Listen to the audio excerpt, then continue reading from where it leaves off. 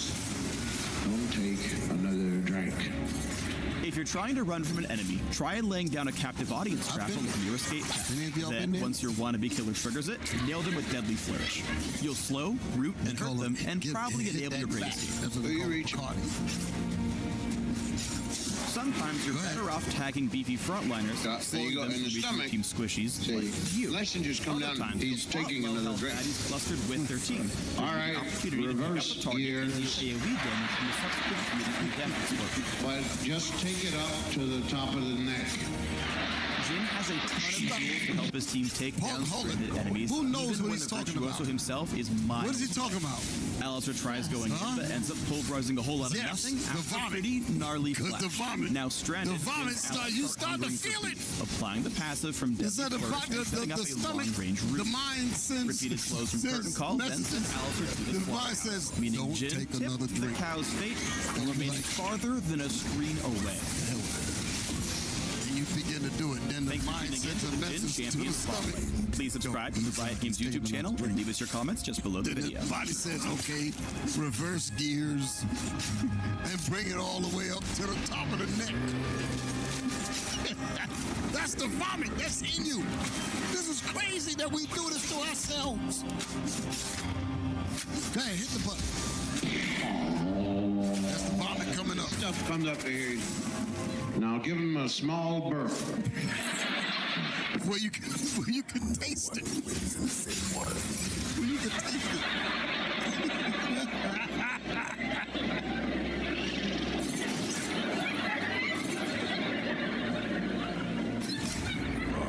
Turn on the sweat machine. Yeah. Now people say, "Are you all right?" Of course I'm not asleep. Now you've got to go. So you come into the bathroom. Close the door. How many of y'all know about this part here? Hands up. You come home, you staggered. You don't know how the hell you got home. That's when my mother spelled the alcohol on me. She said, so your friends put the bottle to your lips. That's why I read that scripture. You understand that? Yes, she quoted that. I don't even know, she didn't know where it was. She just, that Christian stuff. But she quoted that. So anyway, I'm in the bathroom, I come in, I stumble in, I go inside the bathroom, just like what he said. Come on, hit the button. I'm young and dumb. 17, numbers like that. Come on, hit the button. Now you've got to go. So you come into the bathroom. Close the door. Now, don't forget, you owe this to yourself. You worked hard all week. Just come to this. Now, pause it. Now, we can go to the next video because it's going to pick up again. I don't think much of that's going on in here, but you got situations, because I had uncles that would do this. That's why I know about it. Like Eddie Murphy talked about Uncle Gus at the fire. Man, I'm going too far in Delirious. He talked about it. We had people in the family that was like that. You don't know how to, he said, get away from that fire, boy. You don't know how to start no fire. You know what I'm saying? I had uncles like that. You dig it? That would get drunk and it'd be crazy. It'd be a hell of a day. But anyway, what am I saying? What am I at? Huh? Yeah, I was about to play it, but I was about to say something. I'm coming in the house. Shut down. Go ahead, play the button. Play it. Now you've got to go. So you come into the bathroom. Good for business. Close the door. Now, don't forget, you owe this to yourself. Now I remember what I was going to say. Some sisters, some families, some brothers. Like I said, ain't many of us in here, I don't think, this particular situation here, but you will see this if you got family members that's on this stuff. I had family members where the doctor said, if you take another drink, you will be dead. That's how bad it was for some of these men. But anyway, he would, family members, they'd be like, I don't want to name them. I don't want to put them out there. But they would somewhat announce that they have the right to get drunk. I'm going out and nobody's going to tell me what to do. I just got paid, whatever. And everybody just have to lean back and just let it go. So some of us feel entitled that alcohol will make you do these things. You're going to find out how dangerous alcohol is. I'm winding it down because I'm going to get serious with some of the statistics behind this relative comic relief that I'm giving you here. Hit the button. You worked hard all week. Just come to this.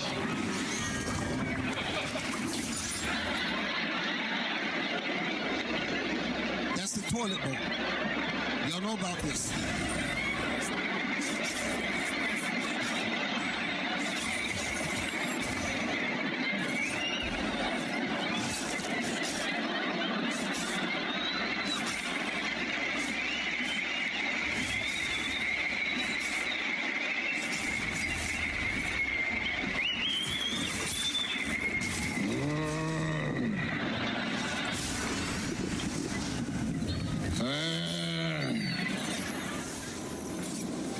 An enemy has been slain.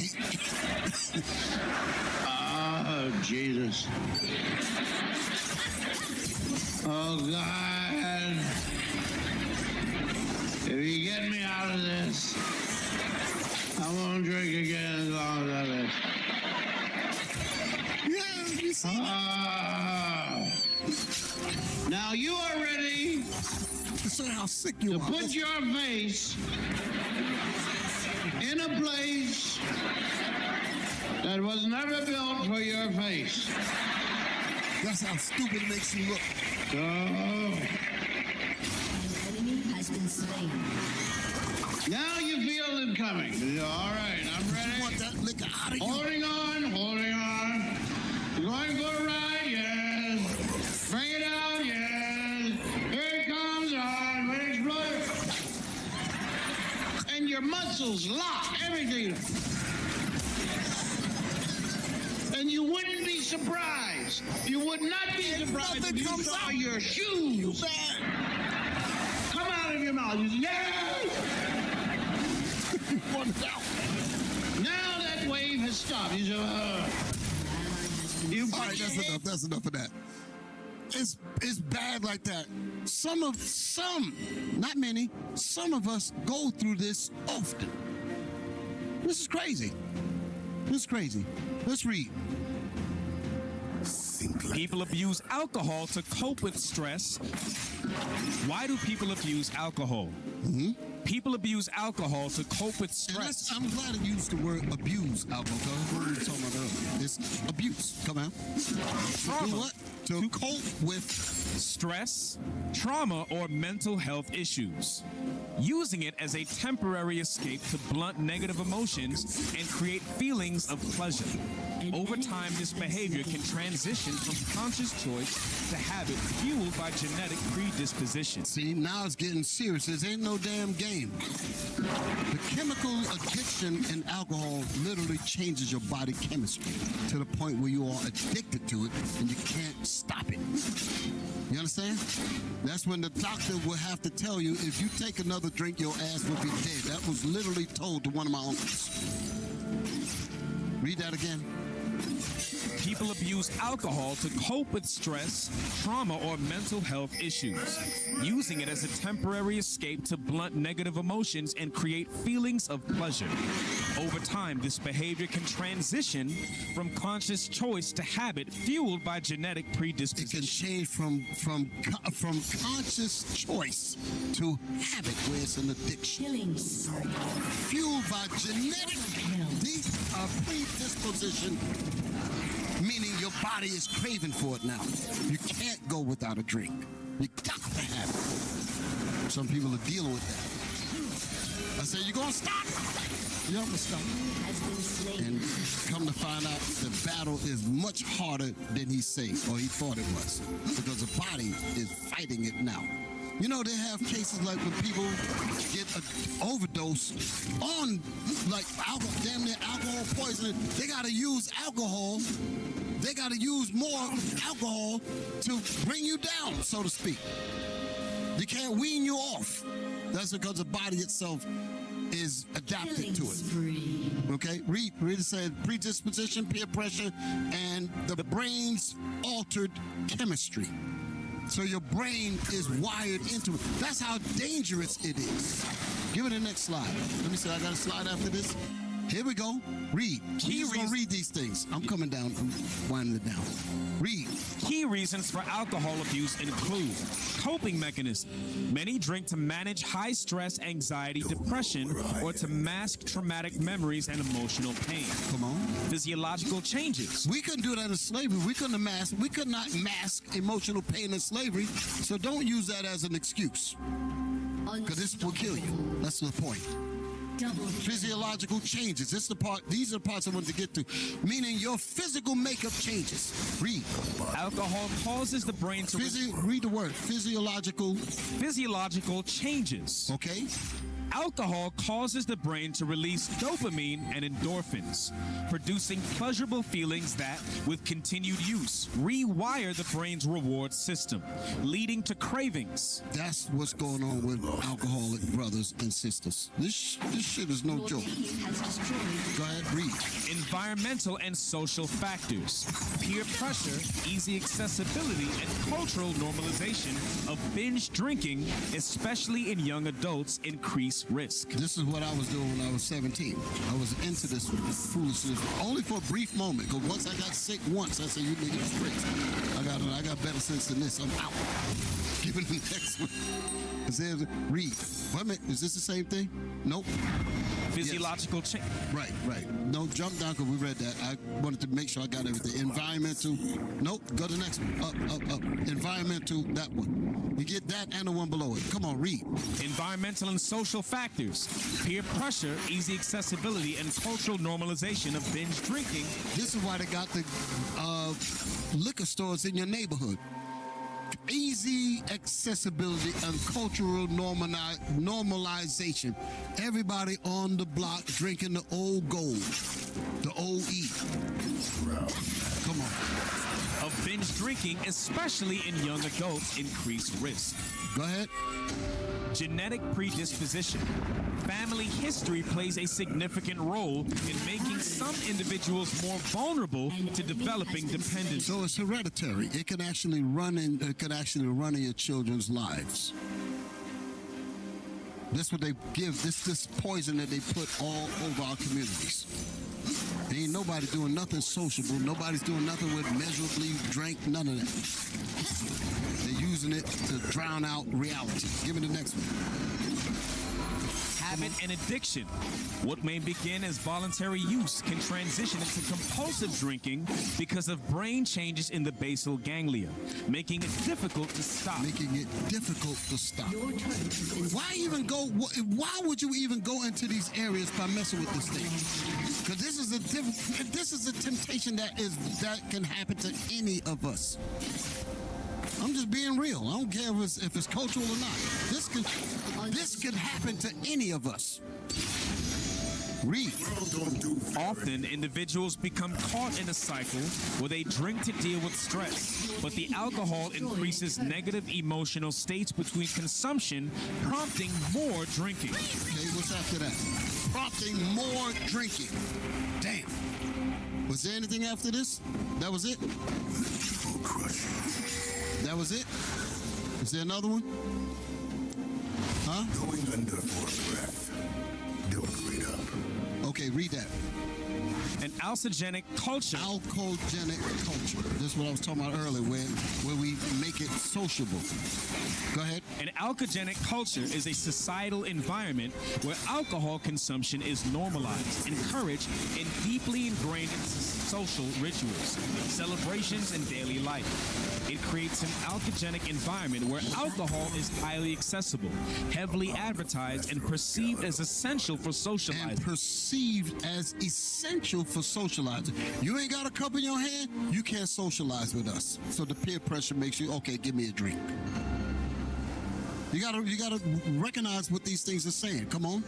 Making it difficult for those seeking to drink less or remain sober. Y'all see that? That's what alcogenic culture is. And we have to be careful. We have to be careful. Because some of us just can't deal with this thing at all. And they will binge out in a minute. Then the next thing you know, the reports come up. Intoxication and drunkenness. And we got to put you out of here. We have to go deep. We got to save the body. We cannot have that kind of thing going on here, encouraging brothers to deal like that. Like I some horror stories to tell you on stuff like this, but I'm gonna let that go. One last thing. I want to read a scripture. I want to read a scripture because I want to talk about the importance of you sisters. I know I really trim gears, shift gears right there. Sirach 36. I'm closing the capitalism. Yes, sir. An enemy has been slain. Sirach 36:22. And then I'm going to get Sirach. Yeah, 22, that's what I need. Just get that. Sirach 36:22. My point is, you know what? Let me do this here. Yes, put that up there. Bishop showed this last week. Read this. Shalom, Most High Christ bless. My wife. I'm bringing it down and winding it down.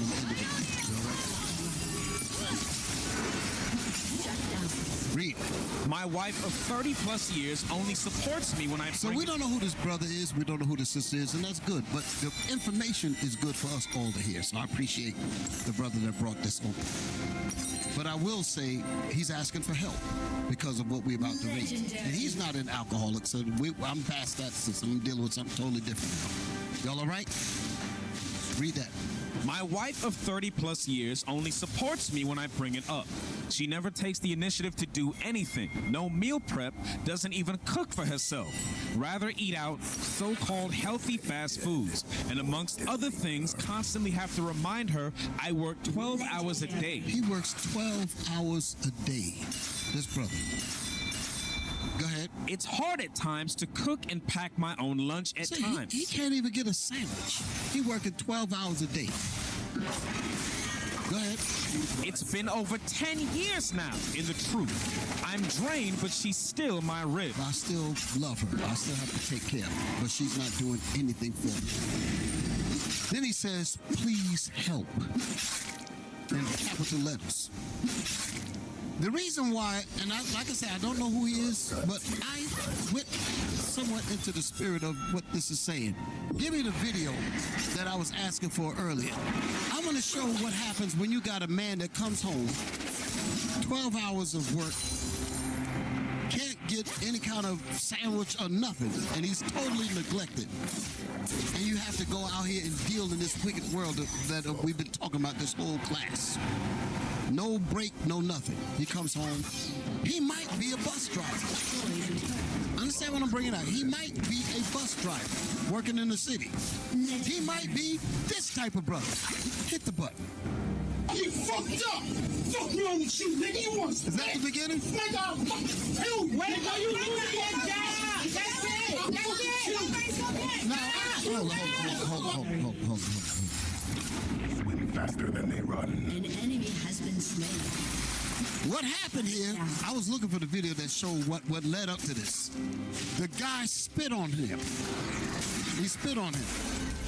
He working a job like this, 12 hours. I don't think bus drivers drive those kind of hours. But anyway, this is an equivalent to the stress that brothers go through.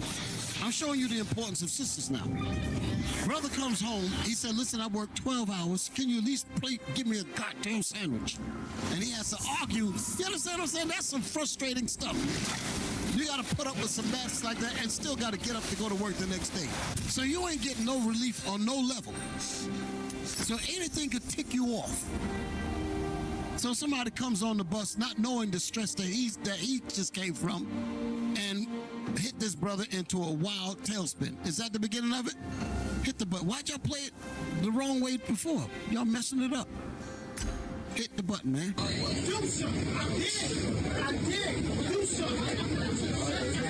Do something. See me right now. See me right now. See me right now. You spit and see me right now. See, he spit on me. You don't give no ass the fuck out. He's probably thinking, pause it. He probably thinking, I can't get a sandwich. You got to think about all of the stresses that this man, you understand? He got all that going on in his head. Got to deal with all these rambunctious, wild. You understand? 12 hours? Nasty people meet nasty. Hit the button.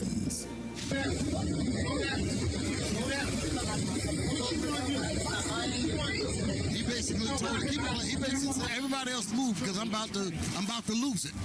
He's let me protect everybody. Everybody just move to the back. Come on.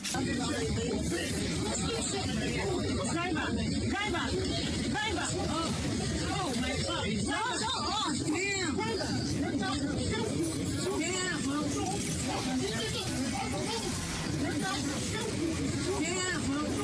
That's what you call anger?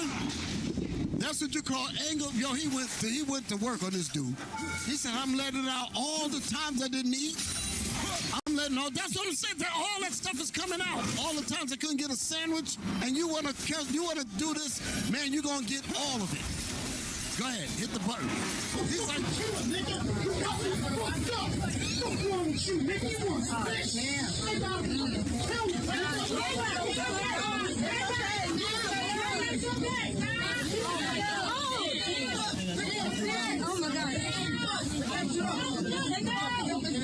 he gone. He snapped. All the 12 hours came out. All the 12 hours, no sandwich, all that came out. He said, you done started it. You got me effed up. It's uncontrollable. I can't put that demon back in the cage. You done brought it out now. That's basically what it is. The dude getting his behind whipped. He's like, damn, I didn't know you had all this in you. But that kind of stress is what brothers is talking about. And believe it, here's my point. Even in showing that. This repression and the things that's going on with us could drive us to things like this here. Brothers, what I'm saying, don't get to this point.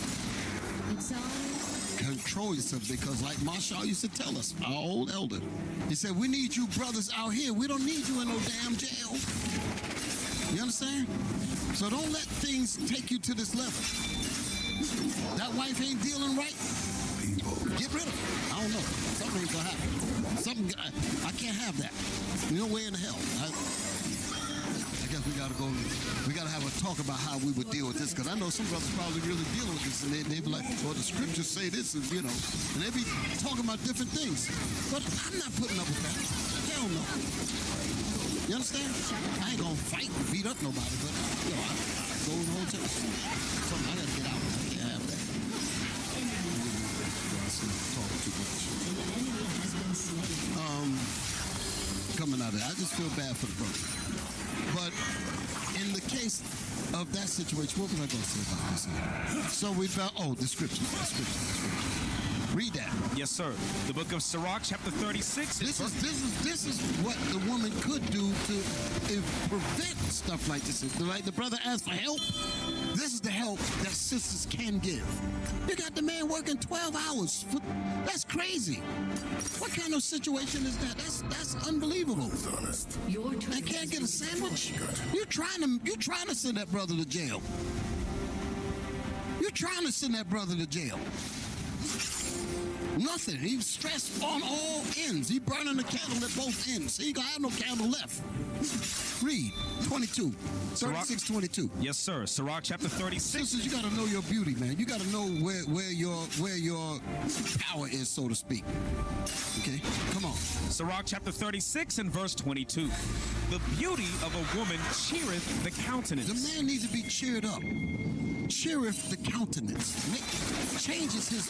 You understand what I'm saying? He can do 12 hours if you deal with him right. If a man would go down into a pit, fight lions and tigers, and bring the spoils to his wife, like it says in Ezra, the book of Ezra, when Zerubbabel was talking about what's stronger, the truth, the women, and all that.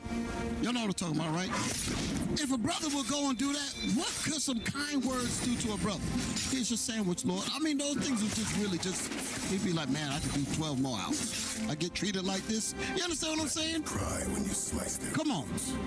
And a man loveth nothing better. And a man love nothing better. When is the sister, I guess this man's wife, I should say, when is she going to learn that? Rather than have that man so stressed out, he risked going to jail and other things. And now, if he's the breadwinner, everybody in the damn streets. That's crazy. She ain't had no good upbringing. Damn, sorry, brother. Yeah, read on, 23.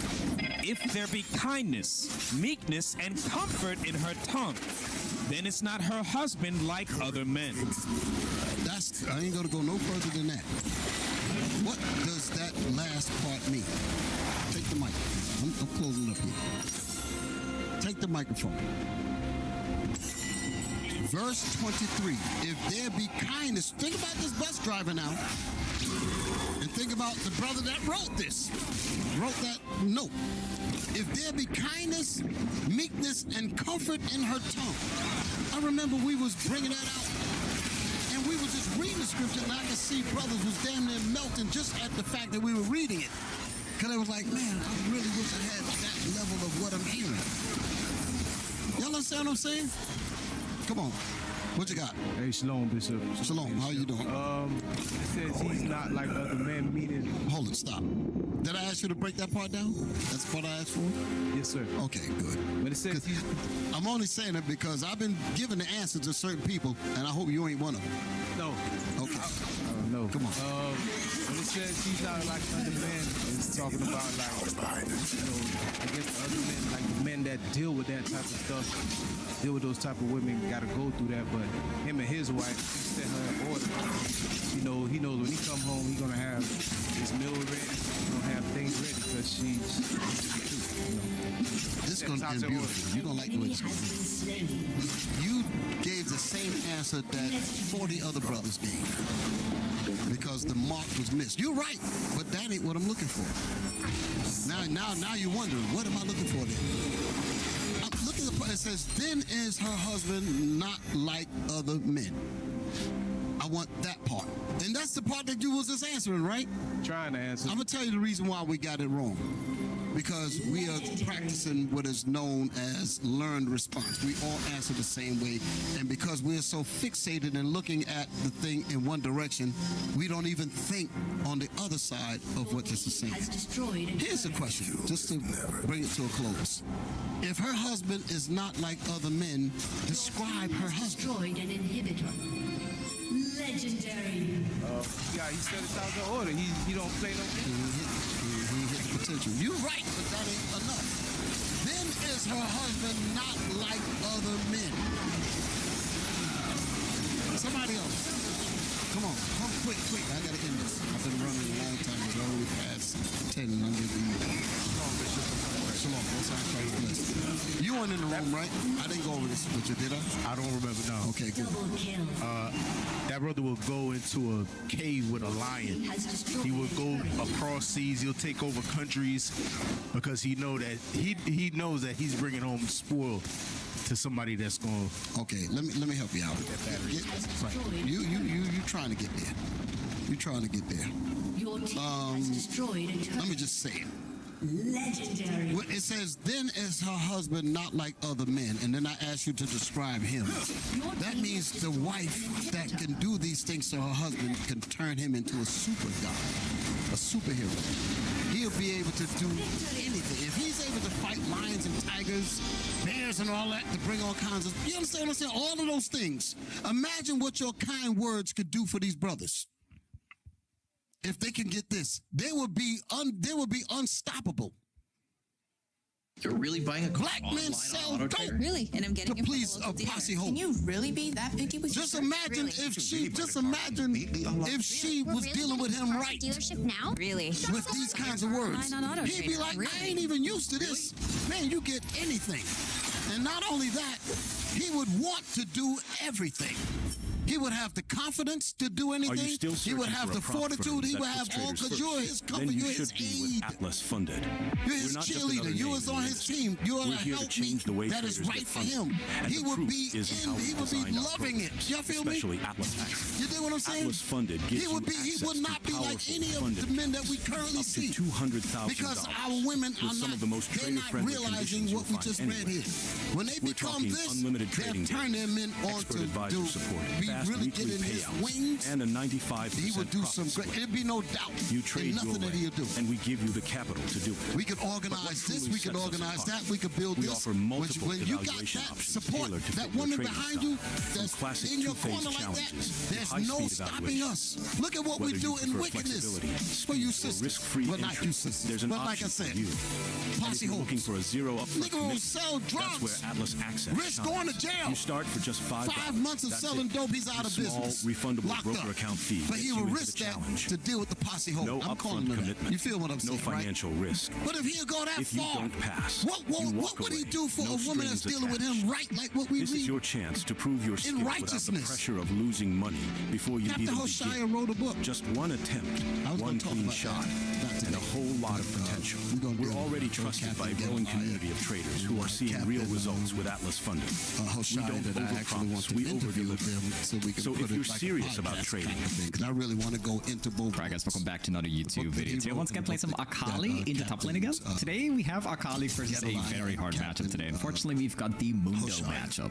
And for once, we got the Elect Page, some impacts. We got Sense Ult, we got Second Wind, and we also run Overgrowth. All praise to the Most High, brothers. Unfortunately, we run Akali versus a tank matchup today, which is one of the worst fears for any Akali player that plays Akali top lane.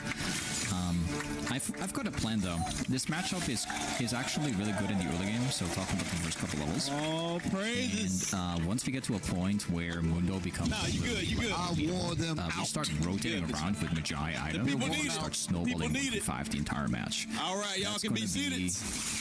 All right, y'all, we gonna make this quick. So I'm gonna try. Let's get to the first announcement. One thing we don't want Mundo to have is pressure in my lane, so we'll try and like play aggressive right away.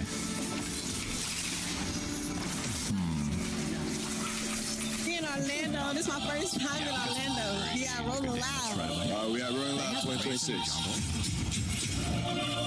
Which I'm a little bit scared about. However, we've got my W as well. You can actually outplay like Graves. We don't need Rolling Loud. Truth hit harder when the prophets in the ground. I asked you, what's your nationality? What's up? See? That's not a nationality. Stay right there and get caught. Your nationality. So the problem with the black man in Florida is we don't want to be judged by God's law. This is why we have as many women as we have. We use recreational drugs.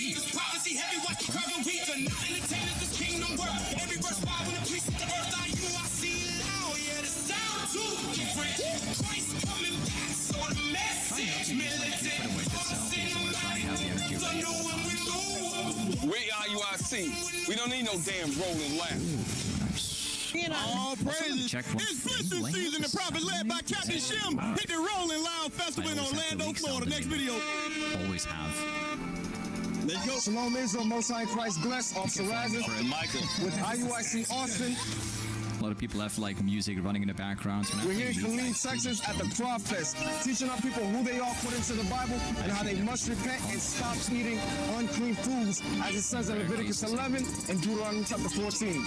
Right, and also in the book of Acts, that's why Peter said, I've never eaten anything unclean. Well, that still stands true today. When our people repent, keep God's commandments, they're going to realize that they shouldn't eat unclean food. I felt like he caught me at the exact right time. I've always been interested in what you guys have to say. Seeing YouTube, had a buddy, always dropping nuggets and things like that. And then for you guys to come, give me a better understanding of why you're actually out here, the disciple. Now know it's discipleship. And, I'm liking what I'm eating.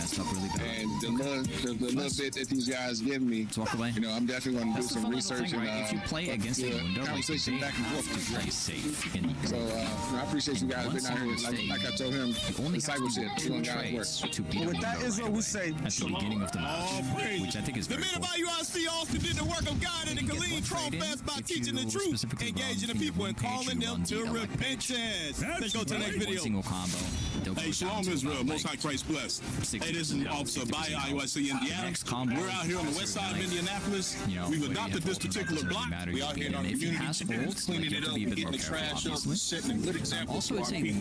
Take care of what's yours. Interestingly, And that's what we out here doing, cleaning the block up, making it great. Community cleanup is good. You know, it brings in the unity of the brothers and sisters trying to come out in these worst neighborhoods and help clean up. Doing the community cleanup, you know what I mean? We come out to the streets all the time and have camp and teach the people, but now we're showing them an example that we can actually clean up our communities too. We right there in the trenches with them, willing to get our hands dirty to make the community a better place. We're IUIC Indiana, community cleanup event. We came out here on the west side of Indianapolis to show our people a more righteous way.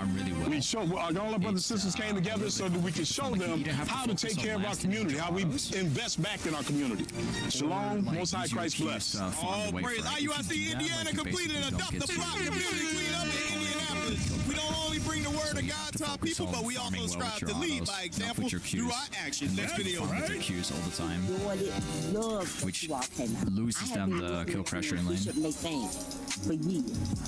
There's a Graves running behind me, by the way. Face to face and in person. Pretty sure. So during our Bible study, we were talking about the chosen people, Jews, Israelites. I saw him. And so I said, let me reach out, see if they'll come. And what I've learned, I don't know what that guy's doing, to be honest. In terms of the tithes and offering, I don't know what that means, man. I've learned more about the 12 tribes of Israel. Who are those people over there in Israel? Just so much information. It's just so much information that I'm just. I don't know what that Silas is doing, but I like it because apparently the Silas is 3-1. That I reached out. Okay. Actually, just got a shutdown on the Silas here. He was apparently 3-0. I don't know if this guy has. We've always been talking to white men's way. Now we learn ours. That's why we're glad to have y'all broke opinion.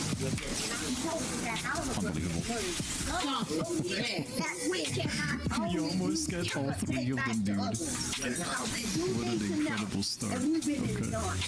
Okay. Imagine, bro.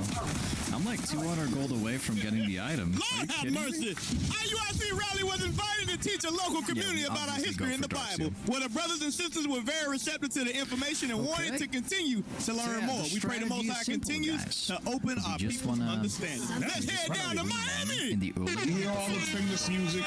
Our children are our future. Yes, they are our future. So what are you doing to invest into these children? So parents, I encourage you all, take hold of these children and invest in them. How do we invest in them? First, we implant the scriptures. We give them the source. Our foundation is the Bible. It will not work if you don't have the Most High leading you. So that time period that you have hold of that child, you need to go ahead and let them know you're that future doctor. You're that cardiovascular nurse. You're going to be that mechanic to help rebuild your nation. We're constantly working on a way to break free from this captivity, okay?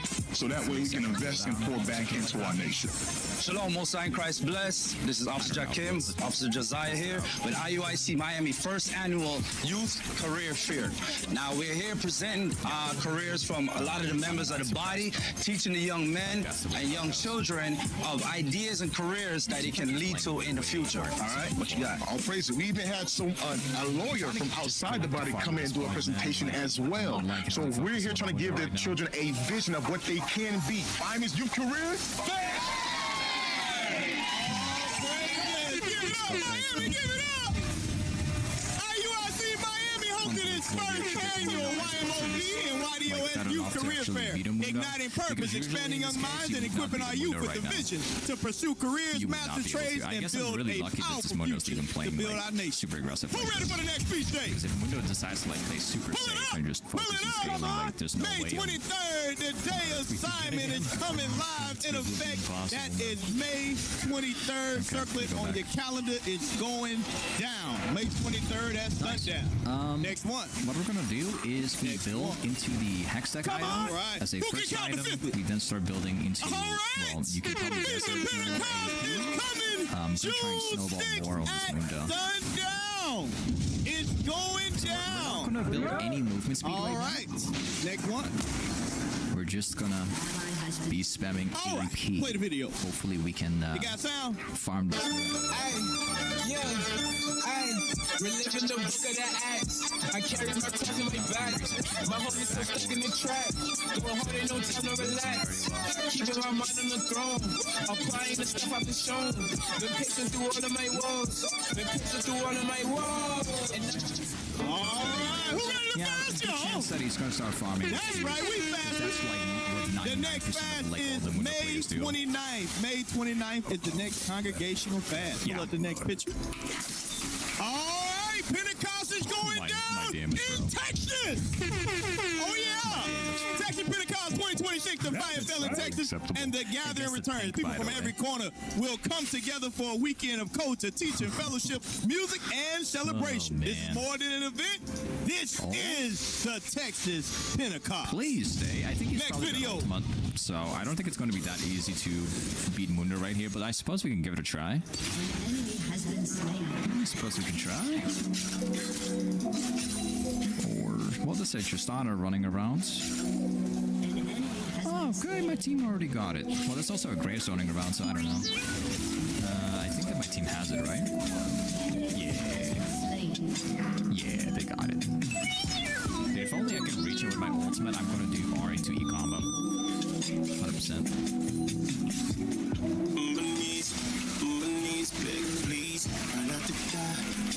Spirit away from me. Got my iron ready, so I can use that. He definitely used the ultimate. Yeah, I don't think we're catching this one. But this wickedness inside of me, y'all just gonna get it off. I don't wanna get right with y'all. Gotta bring my trust in God. I don't know if we can actually Run my way, show me now, won't you please? Cut the video, we can't give too much more. Y'all was feeling that? I know you was feeling it. I have I'm on my way, I'm going home. So if you want the whole music video, you know where to go. Where you go, y'all? Original royalty, you know where to go. Valley Bones, hey, and this is a single. So for all you artists out there, maybe you can't put together a whole album. You like me, I got one hit in me. Yeah. I can't put together 13 songs. I think it's a good time. You know, you may be Kendrick Lamar. All you got is one hit. But if you got one hit, let's use it. We need it. They Not Like Us is a very big song. You know, everybody can't make albums like other artists. So, right now. We want you. We need you. We gotta have you, and we can put out a single. Y'all understand? It's not worth it right now. It right, definitely next is not one. worth it. However, if we only get 1 or 2 kills, it will be worth it. So we're gonna try and focus on that. So we're gonna be trying to farm kills now. That's the plan. We have a lead against him, so it's not that hard. But we have anti-healing ignite, but that's about it. It's still okay, y'all see it. I think Y'all see it. Out and then we'll see if the purple is still a problem. The wait is almost over for the LL Royalty time, like, Heritage Purple and DOS Edition. Rockin' solo or as a duo. Where you get it at, y'all? Original Royalty.com. Immediately. Next video. Something I could maybe consider doing is like that I can rotate towards like mid lane and bot lane. That's maybe how I really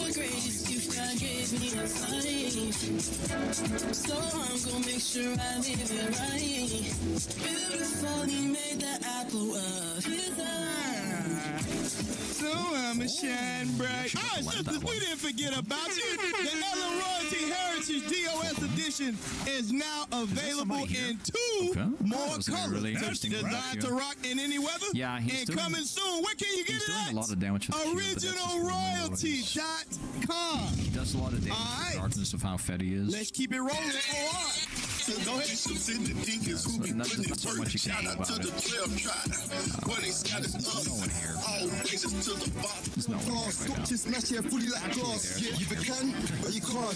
I can get something like Nas. Drop baby can hit it with ass. No doubt I can finish with song. We know it's the new moon cause it's full moon. Cause it's the night. Tide of seasons. Never in the morning by the rising sun. Destruction at noonday. Words weight and balance for everything you say. Your soup don't split your wig like a tooth. I'm trying to lead them right. I don't want to lead them wrong. I know this ain't just entertainment. No, these ain't just songs. No one ever told you the real mean.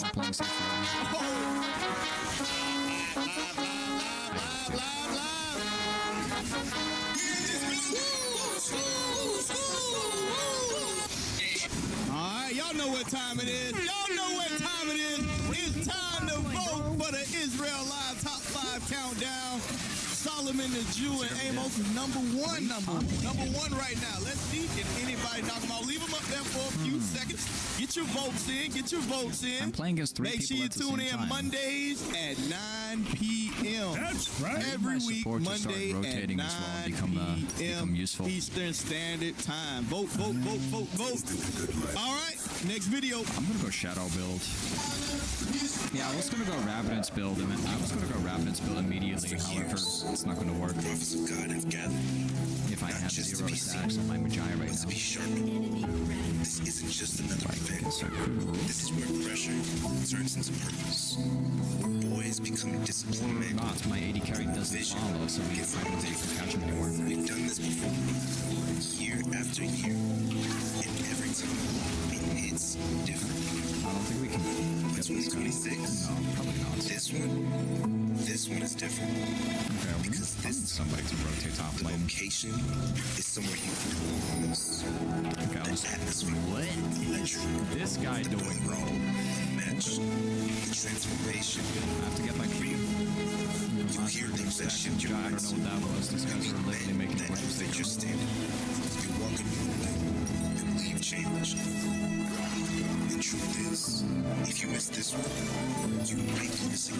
Yeah, that's not gonna work. We have people covering top lanes, so that's great. We're actually getting stacks back on my item, which is nice. Register now. Let's see if I can. All right, men's conference is open. Men's conference 2026 registration is open. Consider me dead but again. listen good, it will be closing May 31st. Okay, that is Sunday, not this week, but next week. 2 weeks, I think that is, right? That's 2 weeks. Men's conference registration will be closing in 2 I guess we weeks. can still get killed. So, do what you need to do to get registered. It will be closing in 2 weeks. Last announcement. Let's go. I am looking forward to spend the rest of my life with him, especially considering that, coming into marriage is a righteous union. We did all the necessary steps that we needed to do to be here in this day. No, never mind. Has to walk away, man. It's not safe. No. Okay, this is gonna be a very hard match. This is what it looks like. This will not be an easy one. It's kind of like wherever I go, it's where they go. At least I got 10 stacks on my job now, so we are becoming a champion. You hear each other out. Let's go, man. You see if it's a good fit, if she's going to follow you. I would like her to know my vision, like the vision that I have for the rest of our lives. When I see her, I see my kids coming along down the line, Lord's will. I see us having property together.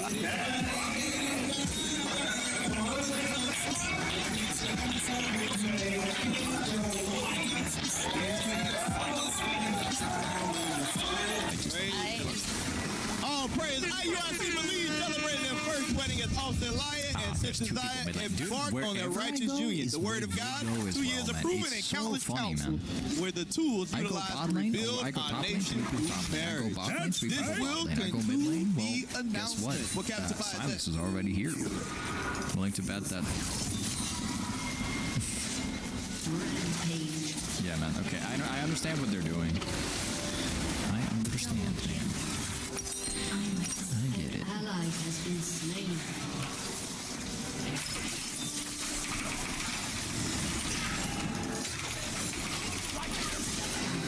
Yeah. That's a funny one, man. Good joke. Go follow me wherever I go and I'll farm him over and over. Sure, man. I'm just going to assume that Cybis is going to follow me wherever I go at this point. I'm not expecting anything different. I think that will continue happening over and over. I think that Tristana is going mid lane, so let's see. Just an idea.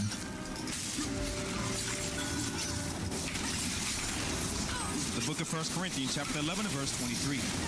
For I received of the Lord that which also I delivered unto you, that the Lord Jesus, the same night in which he was betrayed, took bread. And when he had given thanks, he brake it and said, Taste, eat. This is my body, which is broken for you. This do in remembrance of me.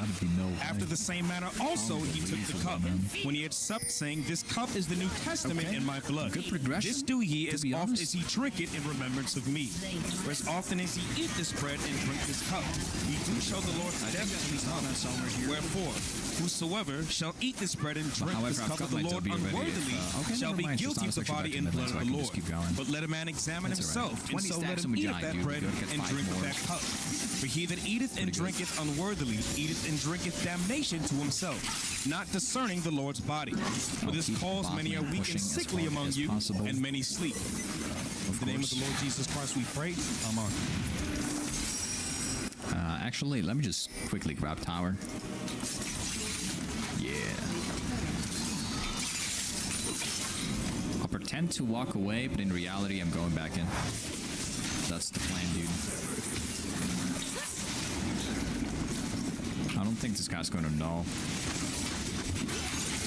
Well, actually, well, Silas is going wherever I go, so, like, they probably do know where I'm going. Actually.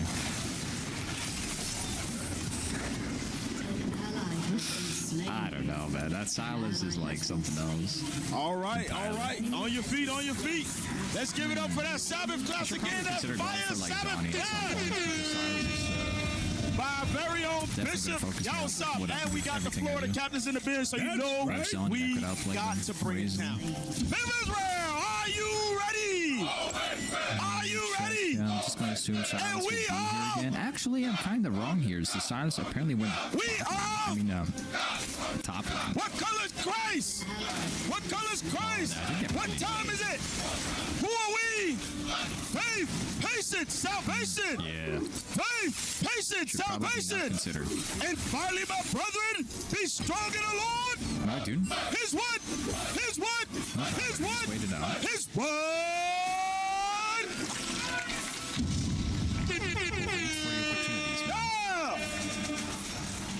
Last Drake. You people always need everything twice. Lose the last Drake, we will have. I don't know how you got this job, but you better figure it out. Okay. We're not really getting a team fight out. Not at all. Need my team to go mid lane.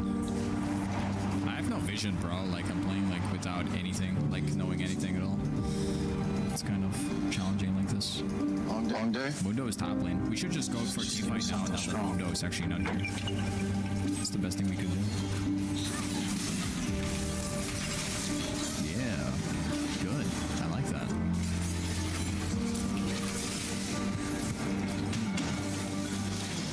It's not that bad.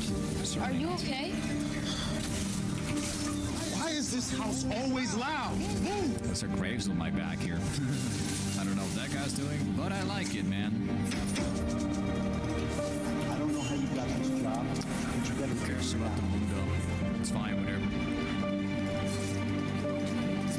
It's alright. I don't mind losing towers, man. As long as we get Drake, I'm happy.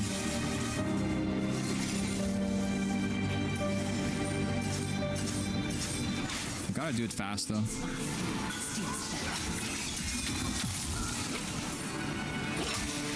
Okay, let's wait here. I'm gonna use the blue buff as kind of like a setup. Actually, never mind, I'm just gonna pick it up. It's way too important. Whoa, you telling me I missed that one? Are you kidding me, dude? That's unacceptable, okay?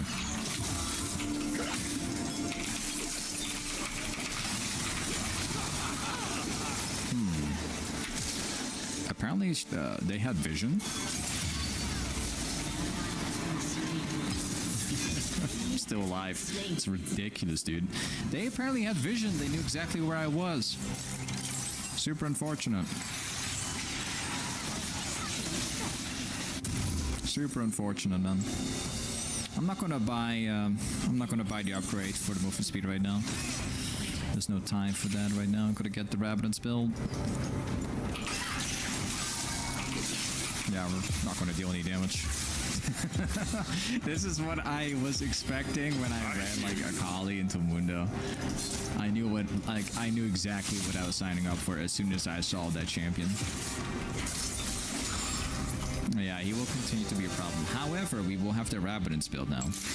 And I will need Zania, and I'm going to need Banshee as well. I need both. I need them both, man. That's it. I don't know what to do about the Mundo, though. There's nothing I can do against him, sadly. Like, I suppose he will probably, like, keep on splitting forever. Ooh, look at that, man.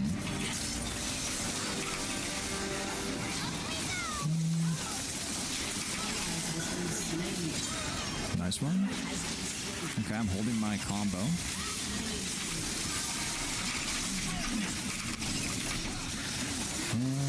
Goodbye. Are you kidding me, dude? Oh, this Mundo is so unkillable for me. There's nothing I can do. There's nothing I can do. It's so sad. Every time I play Akali, man, I always run into a Mundo. Or some other tank. Alright. You got it. Let's go. I need my Magi stacks back, and I need Sonya.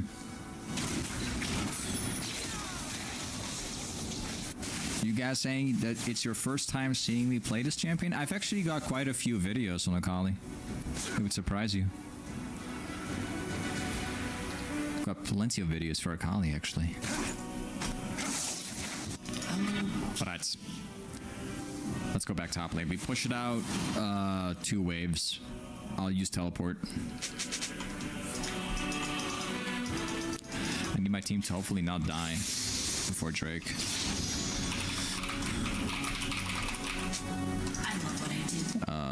There's someone right behind my team. I might regret just not being Rook right now because I think my team is going to die at some point. I will have to continue pushing this though if we want to make a chance. So we'll keep going.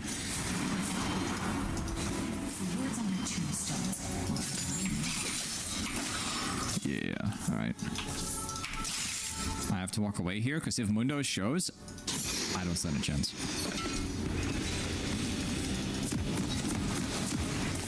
1 minute 20 for Drake, so it's not that much more. Yeah, I suppose I'll have to backboard down because there's no way in life I'm going to be able to beat Mundo here. No, there's no chance for me, man. 2 people top lane. 2 people top lane, man. We gotta go for a team fight now. 2 people top lane.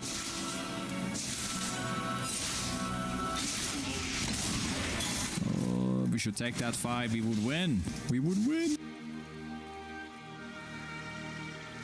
Madness lurks below.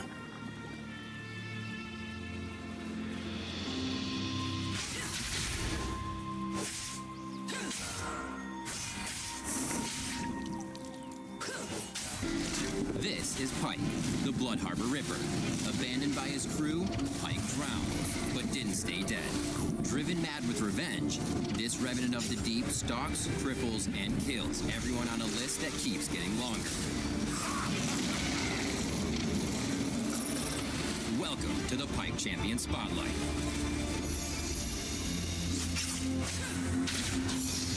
Pike's passive is Gift of the Drowned Ones. When Pike is unseen by enemies, he rapidly regenerates some health recently lost to enemy champion. Pike also converts bonus health he gets from any source into bonus attack damage, including items and ally abilities.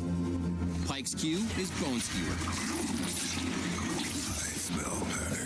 If you tap Q, Pike shish kebabs and greatly slows all enemies in front of him. If you hold Q a little longer, Pike readies and then throws his harpoon, impaling the first enemy struck and pulling them towards him. Bone Skewer's harpoon will always pull your catch the same distance, which means you can reel champs through walls and fling close enemies behind you. Pike's W is Ghost Water Dive. Pike dives into spectral waters, entering camouflaged and gaining a significant increase to movement speed that decays over a few seconds. Pike's W is great for diving enemies, but it's also your main way to claim Gift of the Drowned Ones in the middle of a fight. Taking a few seconds to slip out of sight will keep your health topped off and your enemies super salty. Pike's E is Phantom Undertow. Pike dashes, leaving behind a drowned Phantom. After a delay, the Phantom returns to Pike, damaging and stunning enemies it passes through. The Phantom is a die-hard dive buddy who will follow Pike to his final destination, no matter how deep you go or how you get there. Don't make it a habit to always start with your Q harpoon. Stay unpredictable by mixing up your engage and leading in with a Phantom Undertow before skewering enemies. Pike's ultimate is Death from Below. Did I support right? Pike strikes in an X-shaped area, blinking to champions, and executing those below a certain amount of health, ignoring resistances and shields. Enemies above the threshold take damage normally. When a champion dies in the X area, for any reason, he can use Death from Below again for a period of time. Additionally, the last ally to assist Pike's homicide joins in the plunder, gaining full kill gold. It's not kill stealing, it's kill sharing. In lane, Pike is constantly angling for an all-in and a chance to hook, line, and sink.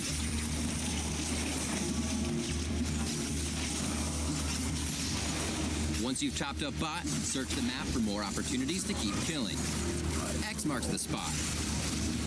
Just make sure to keep an eye on the horizon for enemies with backup, or you might find yourself struggling to stay afloat. The Ripper likes runes that maximize his plundering potential. Take domination for runes like Electrocute and Sudden Impact to fillet foes wherever he goes.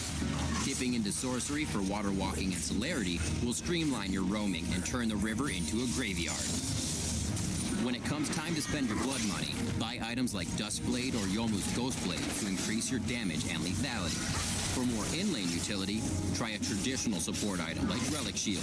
The health conversion from Gift of the Drowned Ones will make sure you're still racking up the attack damage. While Pike doesn't 100 to 0 targets as quickly as other assassins, the Ripper can surface with little warning and still send enemies to the depths in just a few seconds. Landing a Bone Skewer ensures they're caught in the Phantom Undertow. Once they're low, hit him with the axe for an easy kill. Ghostwater Dive and Phantom Undertow double as mobility, allowing the Ripper to rapidly traverse the map for a good old gank and shank. Pike's versatile movements extend to his ult. Crafty cutthroats can exploit the blink effect to make tricky picks. So if you're on board with death as the ultimate crowd control, make Pike part of your crew and start crossing names off your list. Thanks for tuning in to the Pike Champion Spotlight. Stab the links below for more information on the Blood Harbor Ripper.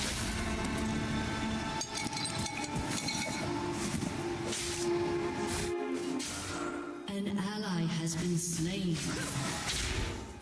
An enemy has been slain.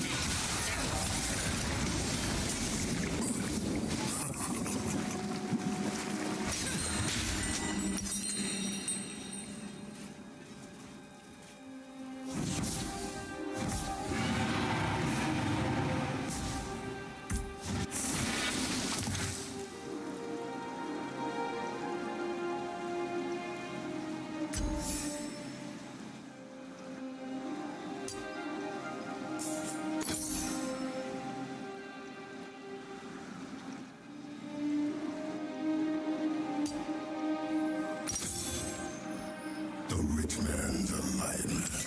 The lion man's a dying man. An enemy has been slain.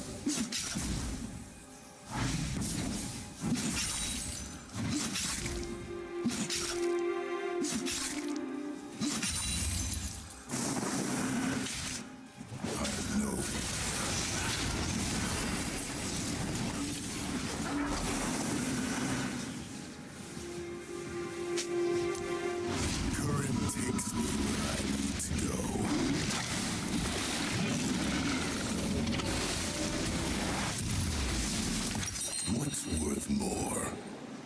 A pound of flesh or a gallon of blood?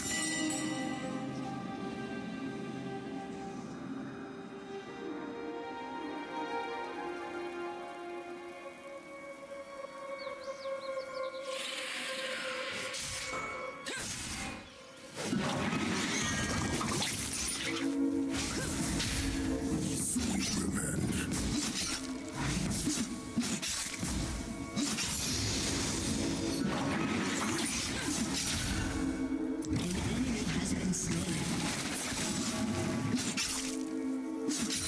An enemy has been slain.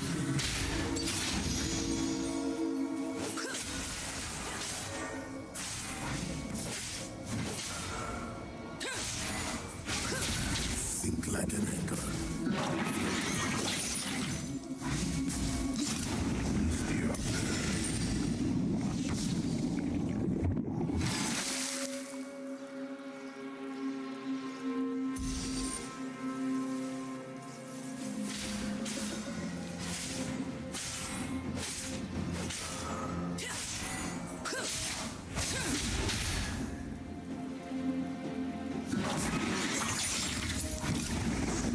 In the air.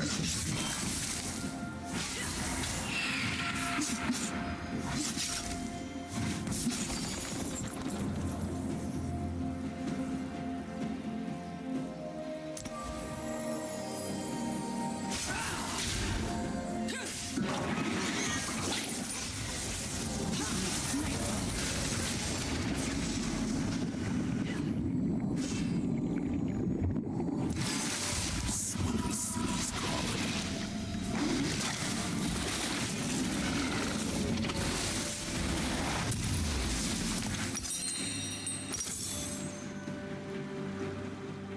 Killing spree.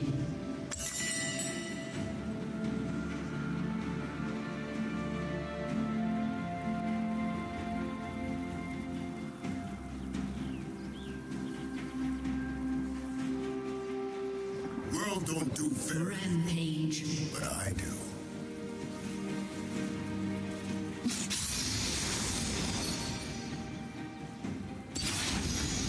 Rampage.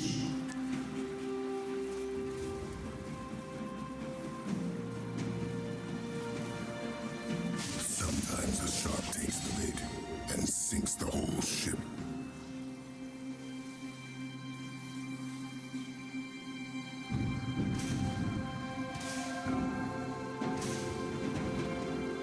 An enemy has been slain.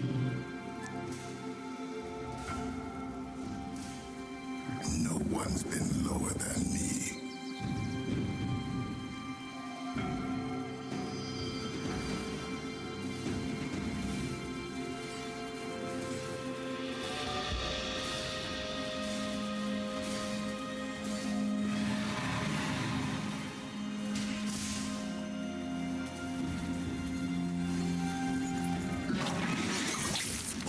An enemy has been slain.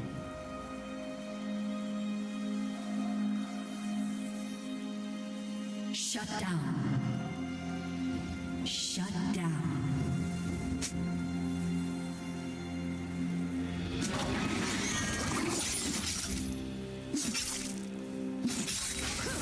The world saw me drowning and did nothing.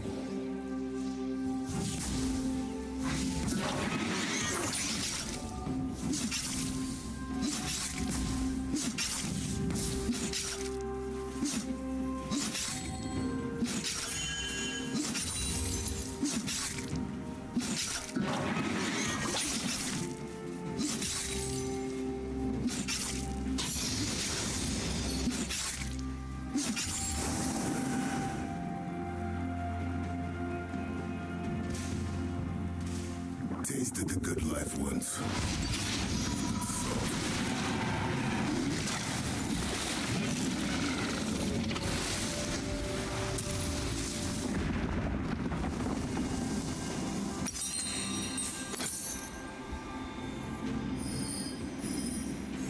Kill until it all sinks.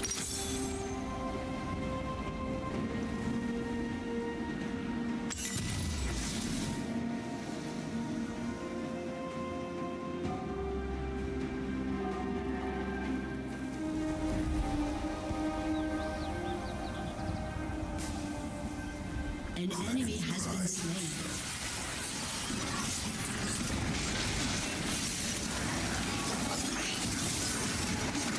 Enemy has been slain.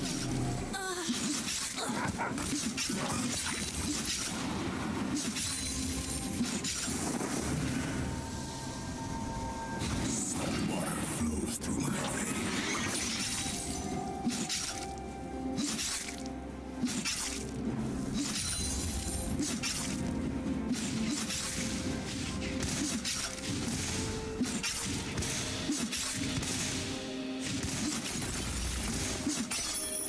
Never trust anyone who cowers behind a desk.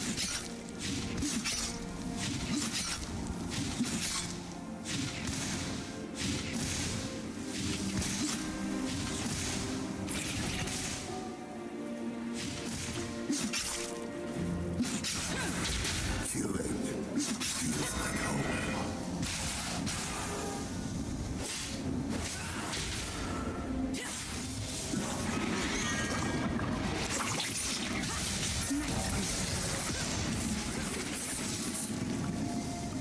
An ally has been slain.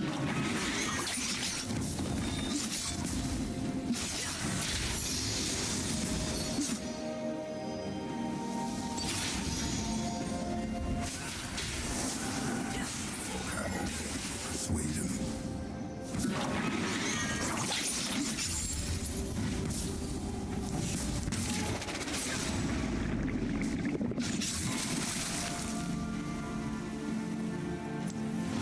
Going under. Don't.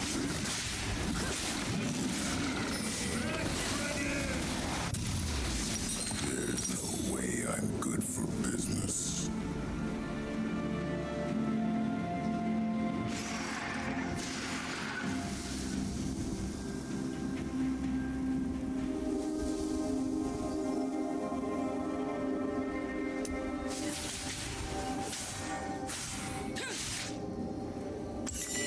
One last breath.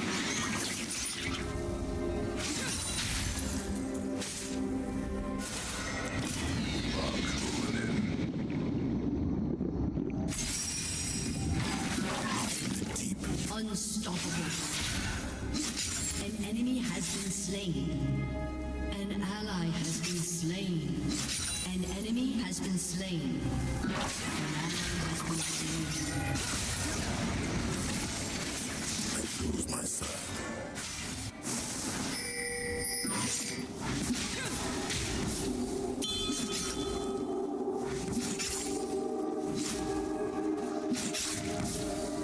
Your team has destroyed a turret.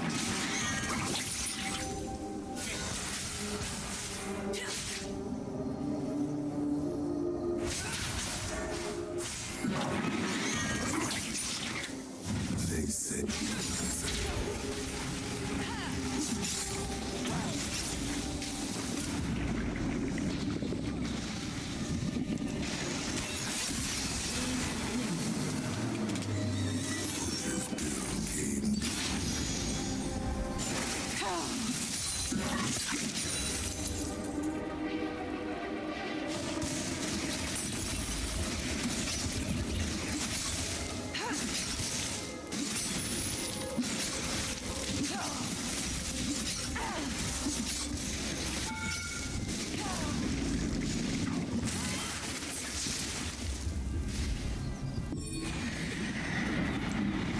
current takes me where I need to go. Your team has destroyed a turret. Your turret has been destroyed.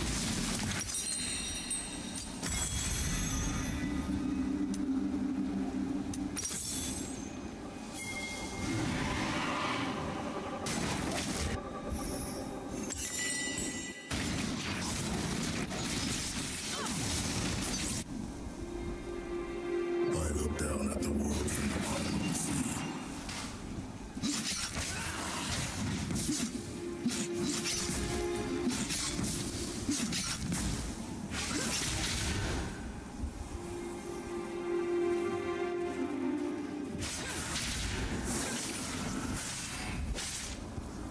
An enemy has been slain. An ally has been slain.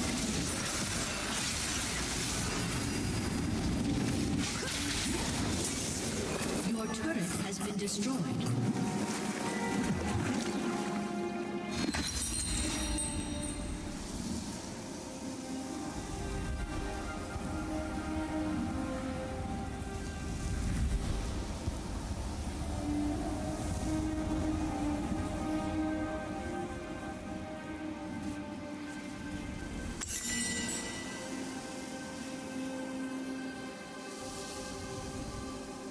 Killing spree.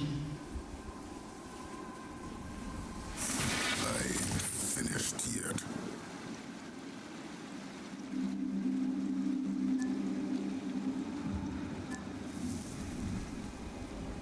Dominating.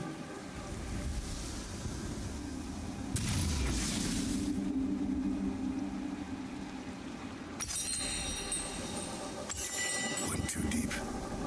Part of me still down there. Slipping.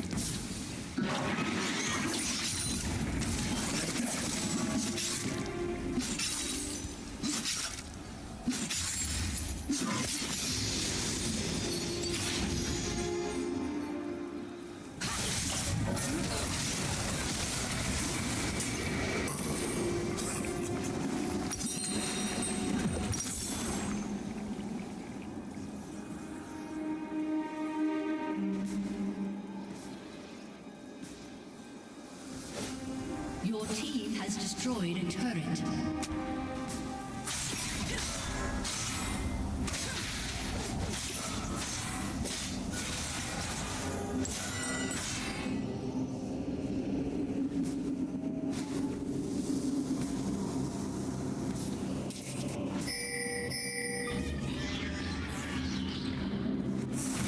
An ally has been slain. Back out. An ally has been slain.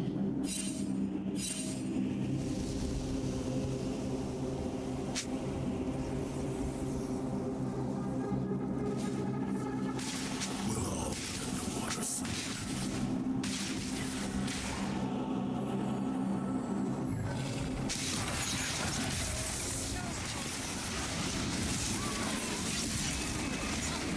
You have slain an enemy. Finally, quit kicking.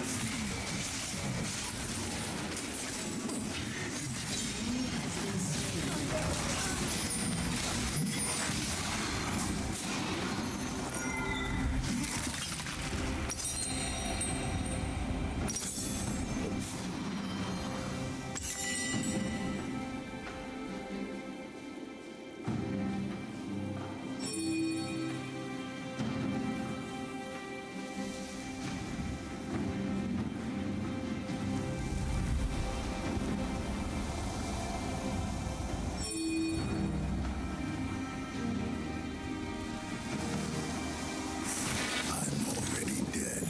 More death ain't gonna hurt.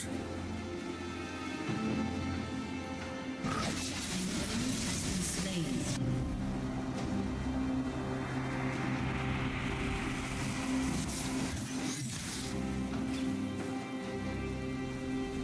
I've killed a lot. An enemy has been slain. None of them lived in the sea.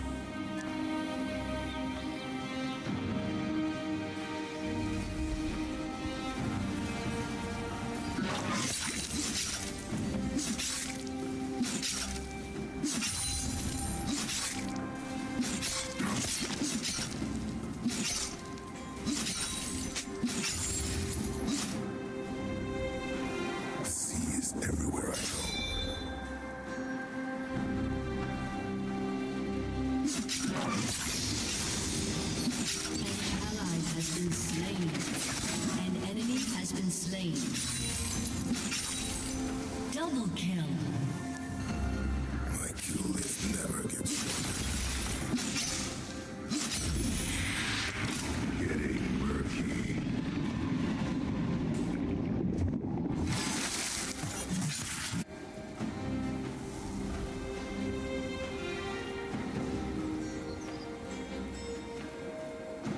Rampage.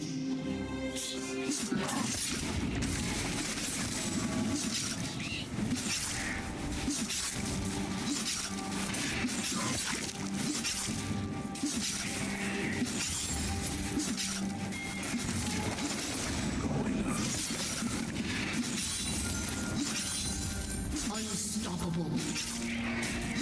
Shut down.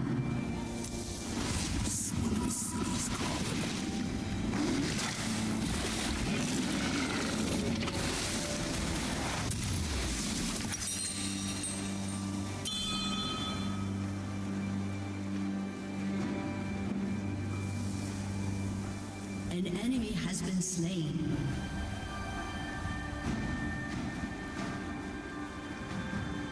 An ally has been slain. Every kill makes the voices louder. An ally has been slain. Enemy double kill.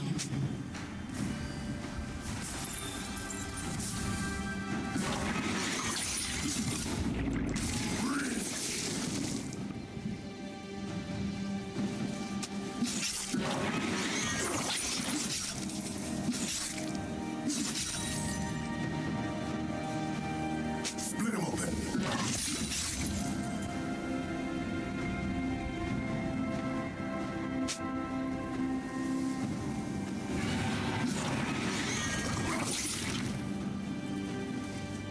An enemy has been slain.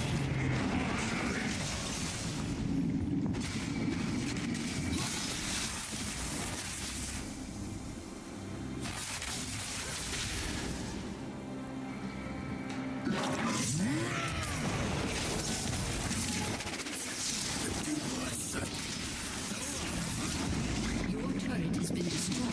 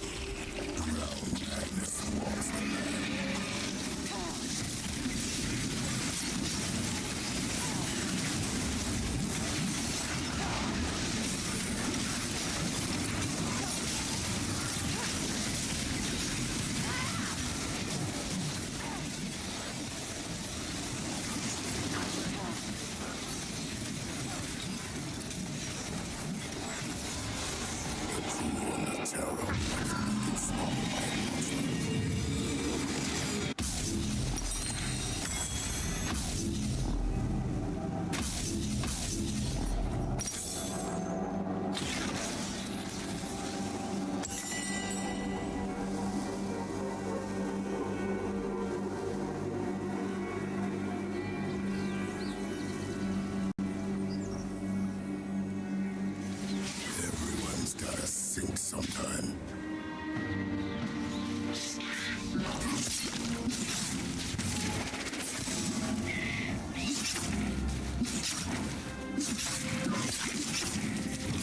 Swim between the air. An enemy has been slain. An ally has been slain. An enemy has been slain. Enemy double kill. Double kill.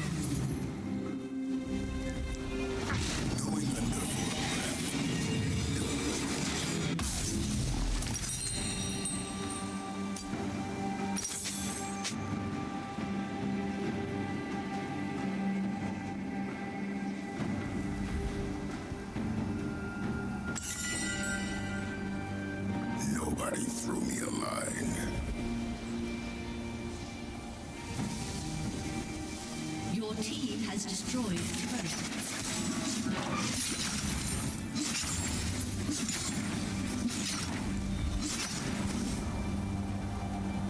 People can drown pretty much anywhere. Your team has destroyed an inhibitor.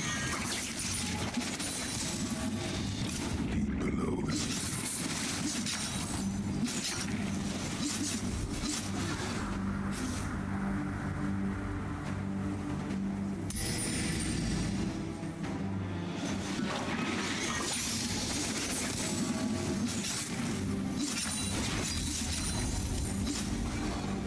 I'm not the only one who wants revenge on everyone.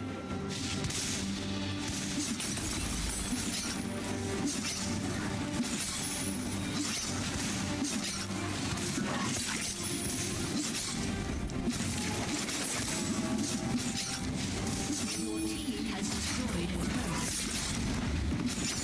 Killing spree.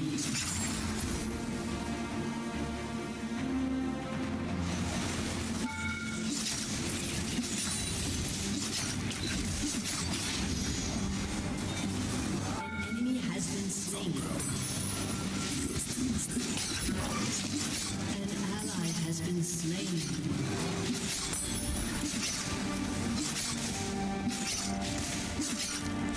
Your team has destroyed a turret.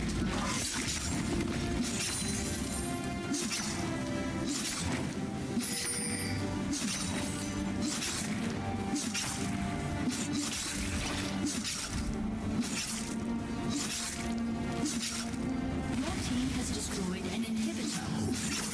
Shut down.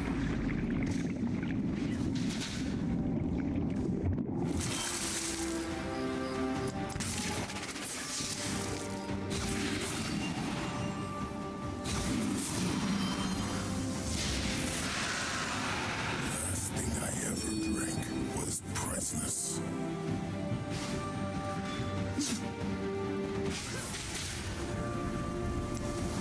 Current is ready to go.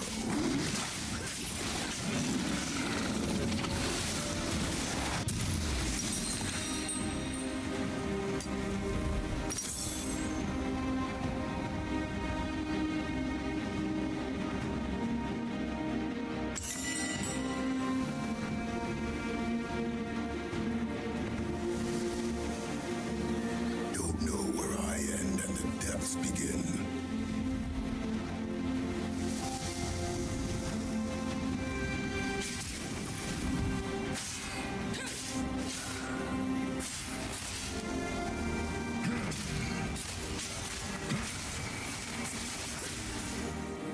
Shut down.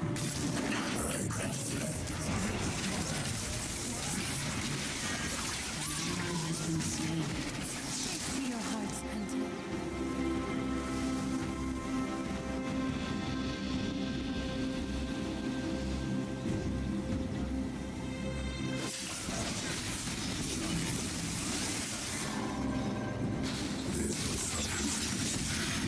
Swing one.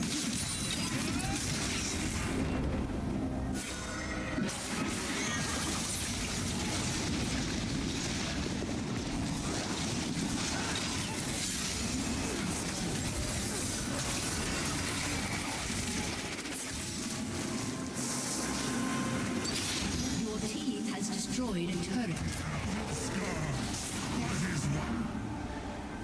Not sure whose revenge I'm getting. Don't care.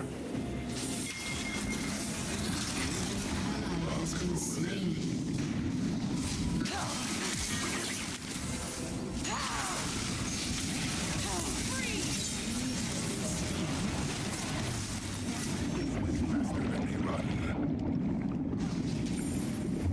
An enemy has been slain.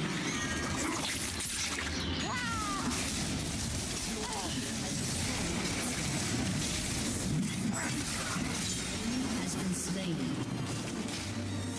Turret has been destroyed.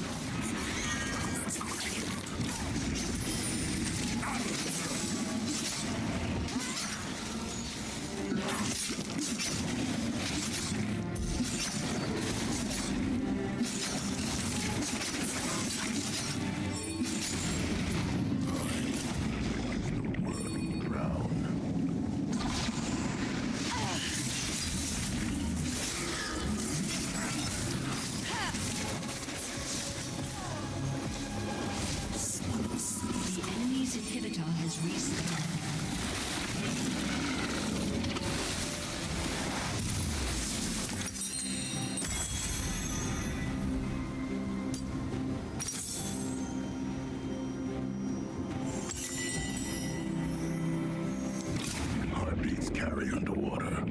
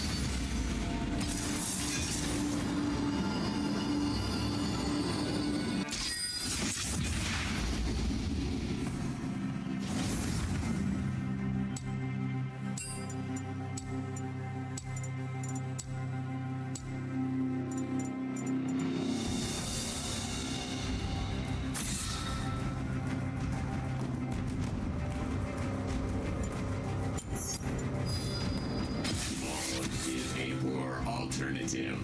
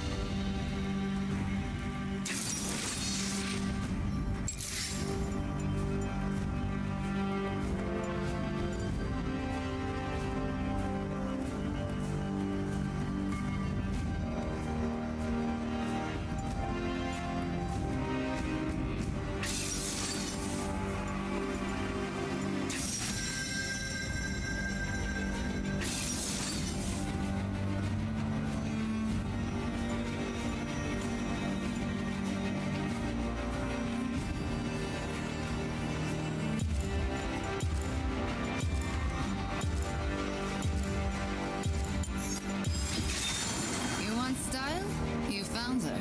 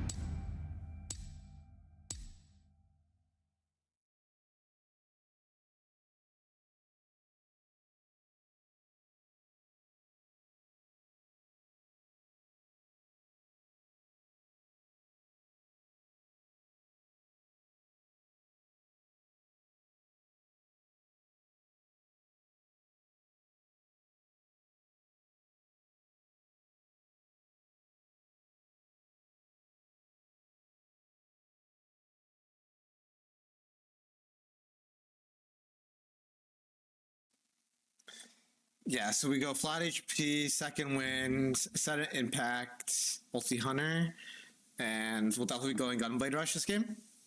Akali's obviously very good in a cat, so that's why I picked it. All right, let's do this. This is a very, very good Akali game. They have no CC.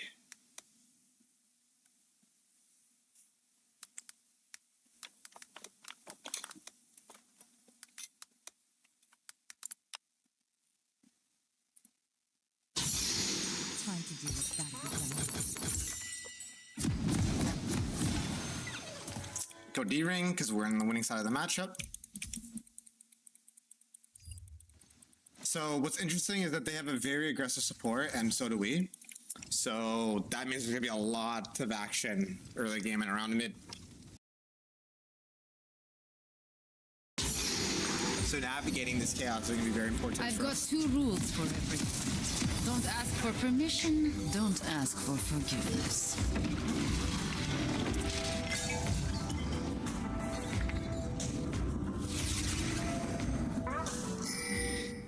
All right, let's do this. To Summoner's Rift. We are playing Akali, which means I'm pretty happy just going for. Oh, I remember see Wukong. I was gonna go for the one word, but my best already scouted it. Minions have spawned.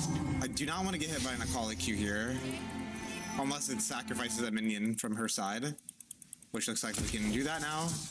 Oh, I actually bounced. My bad. I didn't think that would bounce. Nice. Melee there. Listen up, you sorry lot.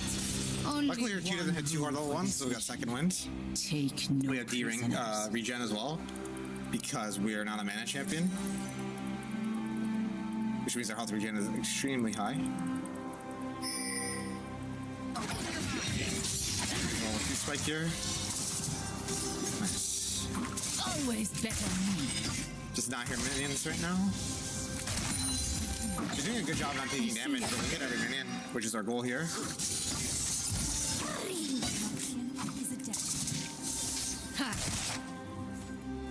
She has D-rank, which is interesting. Her early game block should be quite strong as well. I mean, we're up 60S. Let's hope we don't die right now. Take it in. Yeah, cancel her Q. She's gonna all on us here. She's level 3 first. Right next to range. Nice. I never go this. Be patient. Good spacing by her. She might eat a farm that. Yeah, we're kind of chilling. I mean, it looks like we're losing the trades, which we kind of are, but that's because she has to kind of trade, and she can't really farm, right? Our CS is just much higher critters. There's no spells here. Trade back. Did not hear that melee. Yep. Roll just about denying minions here. She has Q up again, so we gotta be careful. I'm gonna ward the middle of the lane. First blood.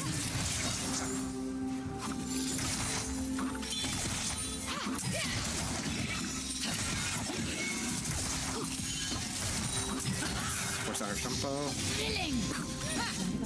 Maybe I'll get a tattoo to celebrate the occasion. She's gonna try to Q me. I'm gonna actually E backwards and try to get the Q off. Well played by her. This guy's extremely good at Katarina.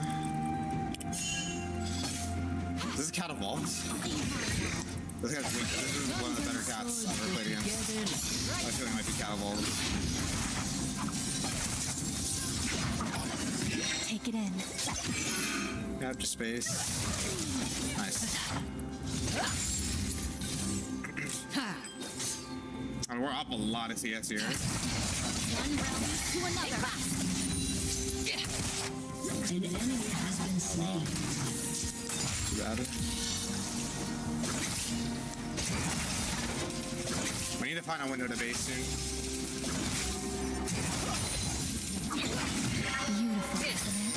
Maybe we just have a push, and then we respond to the wave under turret. I think it's the best option here, and then just base.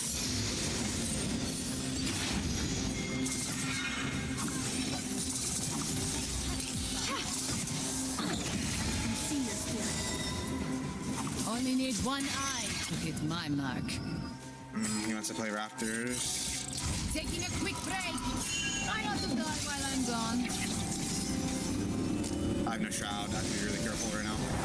I'm just gonna use window to push so she can get Raptors. Yep. Oops. Okay, chilling. I had to recall, unfortunately. Nice. Okay, not bad.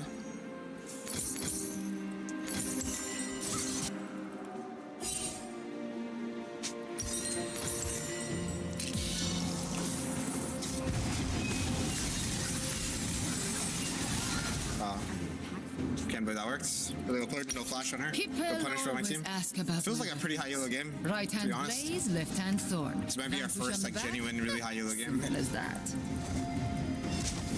Well, wave is pushing into us, so we don't even need to touch it. We're up 60S. We have Ignite advantage now, and we'll have level 6 advantage because her ult should be on cooldown. She just used it. The Empire values strength. I value style. We're good partners. Tier 2 boots though. It's really hard to punish her when she does that, huh? But she doesn't get farm when she does that. She's just doing that simply for the trades, right? Yeah. She's literally not even queuing the minions. She literally only wants to hit me. So we'll just play around that. Yeah. Eyes unclouded. An enemy has been slain. Ally has been slain.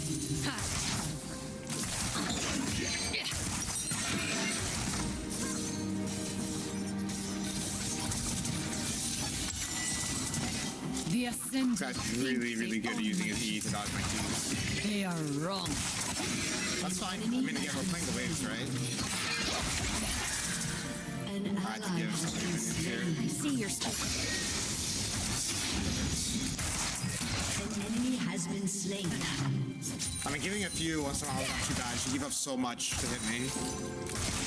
Shut down. Life simple. Yeah, going fog. Take the shot or lose the chance. She hit me, it's fine. Take it in. She's a cute, quick for the wave, right? We got really good trade, but way too tunnel vision on hitting me. So the way you punish is for the wave. When you play this plays like this, we just go for a tempo reset. Right. An ally has been slain. So we'll go to Gunblade first. Item or Lichbane, I think are both look good, but I believe Gunblade's better. Yeah, so we've done our job. We've kept her trapped in lane. We haven't died a single time. We haven't lost too much farm from her. Might die now. An ally has been slain. It's honestly not the end of the world. I think she's too low to actually come back to mid, right? We just deny her entry to mid. I don't think that's a good roam. Well-behaved women don't make it in Roxas. Play damage. Yeah, it's not even good for her. Maybe this isn't count them all. This guy's mechanics are really good, but his high level macro is not so good. An enemy has been slain. An enemy He's a very good cat player. You look promising. I think we can get the turret, right? Plating. Not too bad. We're just gonna catch this wave high. Whenever you get advantage, you want to try to wave clear from as high up as you can. What I'm actually gonna do is use my shroud to be able to get this. Nice. There should be fruit around as well. Yep. So we don't lose that much HP. She has the item lead because she's based, so I need to be a little bit careful. Again, you just need to play slow, right? You can see even as an Akali, just playing nice and slow and playing the reference points. I can kill her now. Yep, GG. She burned too many E's. I know I had a window. So you see, I've been playing patient the whole lane. I wait for one window where she messes up and I can win. Taking a And now you can see we're just completely annihilating this guy. while I'm gone. And this guy was definitely good, right? He was not a noob on cat at all. His trading against the call is very good.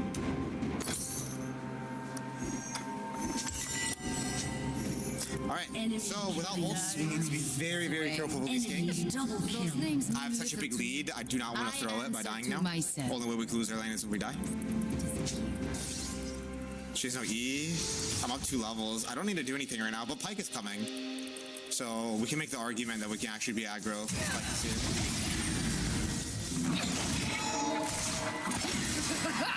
Finally, action.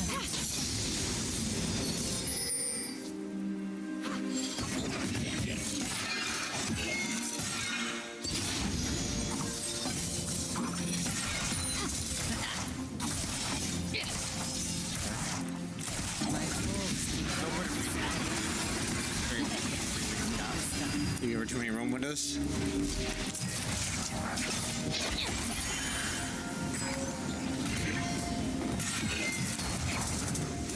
I'll start pushing right away here to punish her for not showing on lane. We can actually even shift to the top here if he doesn't die. Even if he does die, we can actually take over this wave. Now, I know we don't have our quest finished, but this is a juicy wave for us to get. I wish I had Shroud here though. Or R. I could kill Vayne. Those who follow the that wave is frozen. Vayne's gonna have to keep pushing. Yeah, she's gonna die to me. Don't expect. So this is what I mean. Sometimes what you can do when your teammate dies is you just take over the lane. I'm gonna hog this wall to min-max my fog of war here.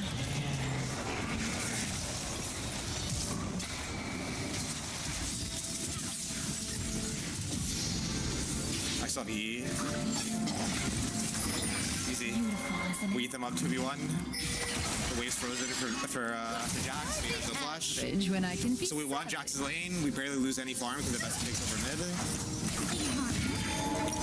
We have Gunblade already. I mean, we've ticked every box as a Akali this game, right? Every single box has been ticked.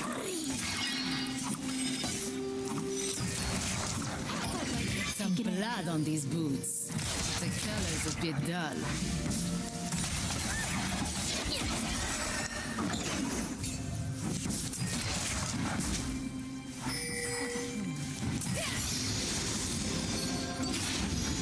At this point, really can't do anything. We can kind of keep the wave in the middle. There's no reason to push right now. She literally cannot lane with how big of a lead we have. So we're 6-10 the lead now. We don't have ours, so we don't want to roam anyway at the moment. Let's keep the wave in the middle. I can just shroud and zone her, get touching a single minion. Refugee. I'm just gonna gunblade for poke. Look at that damage. Just Q plus gunblade, no longer fear anything. Like, does so much of our health bar. And we can just keep doing that. I'll go forward if I'm R. Again, only way I can die is get ganked. Has been slain. The wave is in a good spot. Growing up, my mama taught me one lesson. Death isn't the scariest thing. It's a mother's rage.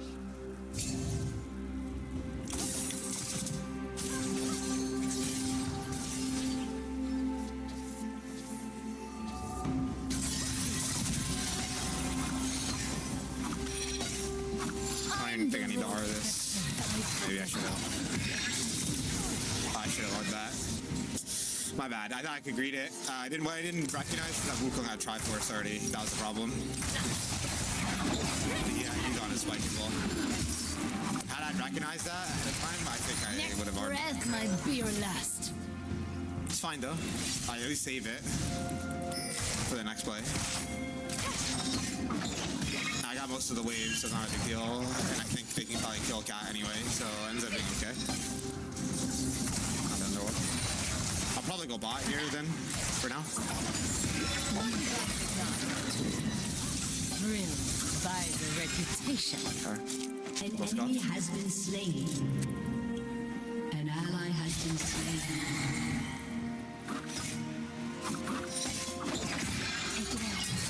Mulder should not be able to play the game against me. I think he just dead. Again, I'm gonna do the same thing I did top. I'll go Fog of War as much as I can. I'm gonna hug this wall. This has been maxing my Fog of War. I'll eat backwards. I'm gonna hold all my spells. Shoot my while he's TPing away. Really? I think that's... Is that even worth for him? He can't farm. What's the point of that? Has been slain. And now he has no TP either. I'm just gonna freeze.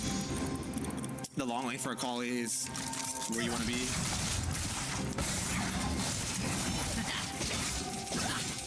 Don't know how good that TP was, not gonna lie, for him. It doesn't change anything. I don't. He used his TP to 9,300 gold pretty much, right? Because he's not getting this quick anyway. He's alive or dead.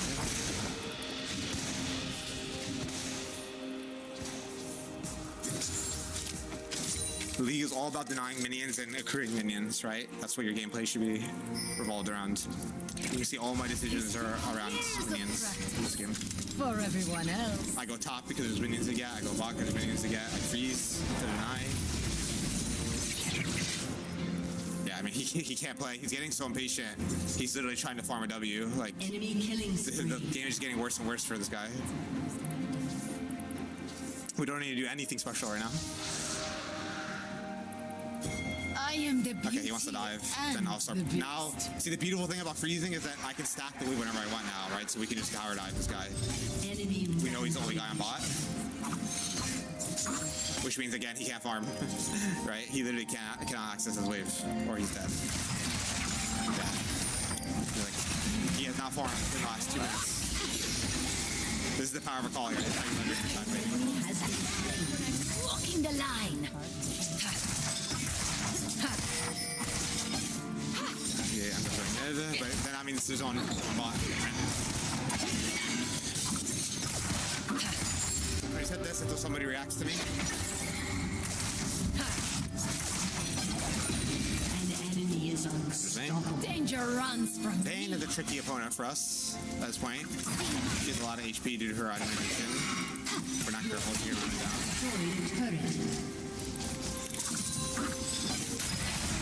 Vayne is gonna wait for. So we're just gonna push. We're gonna base, spend our gold now.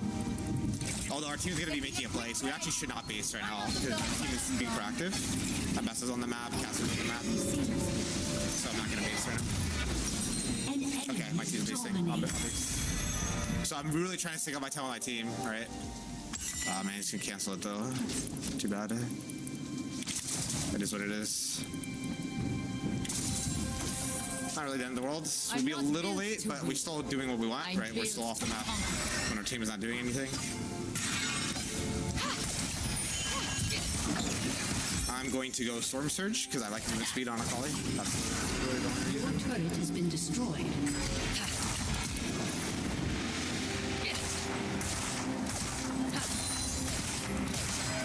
Some choose steel, others bullets. Your turret has been destroyed. Yeah, freezing does not work against Akali like it did against Mulder because I can just brute force break the freeze. I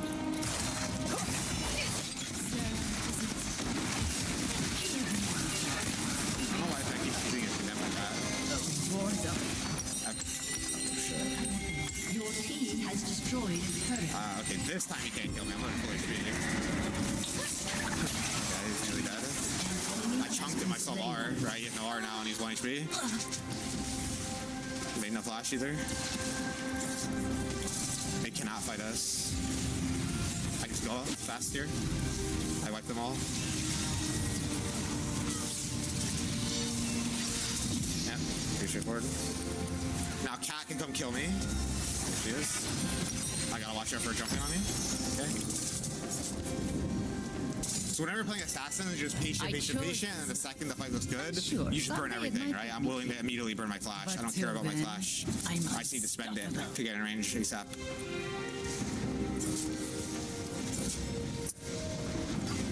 We can push this one. I think Elise cannot kill us.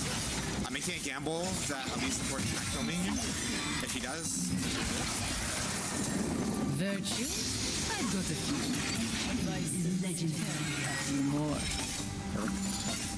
Do we have our item? I don't know we do, right? Go on. We'll just sell D-Ring. Spike is 2 for it. In terms of lane assignments, it's kind of awkward. I can go either lane here. So can Jax, so I'll just go to whichever one he doesn't want, to be honest. Old trick going. An enemy is Grab red buff along the way too. enemy double kill. I want to dodge that big ward, so I'm going to take this last one to dodge it. They have no idea where I am. I can actually kill Vayne here. I'm dodging that ward and try. Now she might face check me here. She's going to walk in thinking it's here. Yep, perfect. Perfectly played around Fog over there, right? I dodged his ward. She thought she was safe because she had that ward there.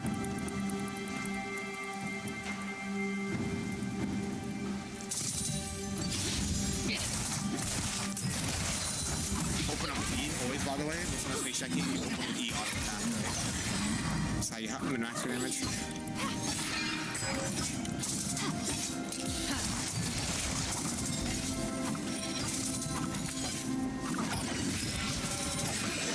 Alright, I see cats. I saw that Elise was on the map, but she was alive. Team is respawns. I do not have R. Fortunately, my Q did not kill your minions. I guess that's why Storm Surge is not so good second. That is okay. I need to be on the map right now. My whole team is on the map. It'd be really, really, really bad if I don't stay on the map right now. I don't have R, so I don't really want to group. Therefore, we'll just play my 1v1 on top. I'm going to try to utilize this last plant here. I'm going to get right behind the Gromp.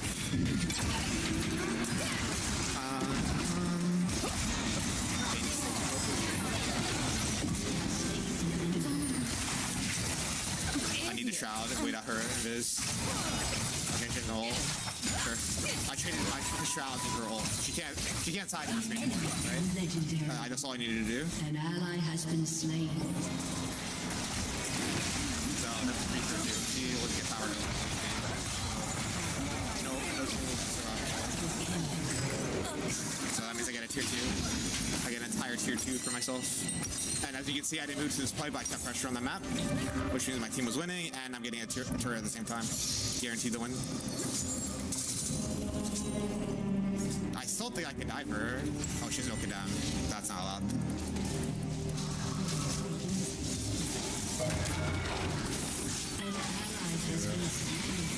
I didn't think about Elise respawning already, actually. Yeah, I kind of hinted. I didn't think about Elise. Because the thing is, Elise is so low level that she died and respawned like that fast, right? I thought she would still just be dead because it was a bot fight. But she died really early and she was a fast respawn. My bad. Not really the end of the world, though. I pushed out the game all the way. Guns and swords go together like rice and saffron. In terms of itemization, we can go Zonias if we want, or we can just keep going damage. I think either way, we'll go Amtone. Shadow Flame Ward.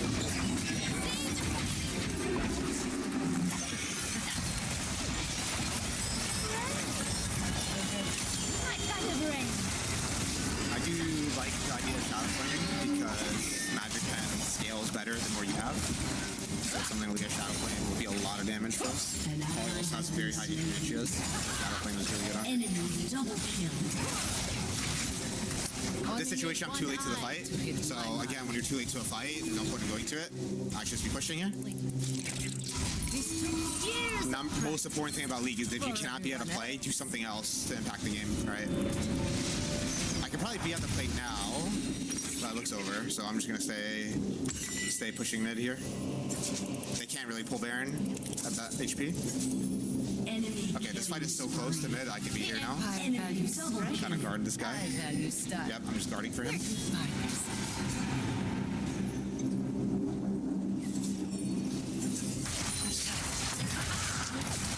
I kind of want to just double kill these guys. The Baron, right? Because I kill these guys right now. My team respawns at Baron. So I'm going to try to play Fog of War and utilize my flash on this one. This one's good. I don't need to go to this wave. There's already a fight happening.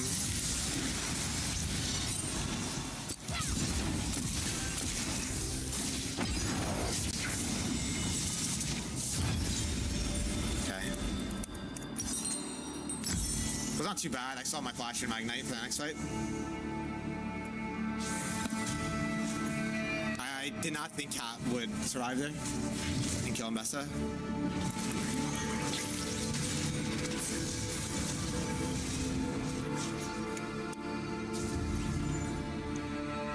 Yeah, it's fine time to die. I mean, I gave my shut. No, I didn't have a shutdown. Yeah, it doesn't really matter. Death is very unimpactful.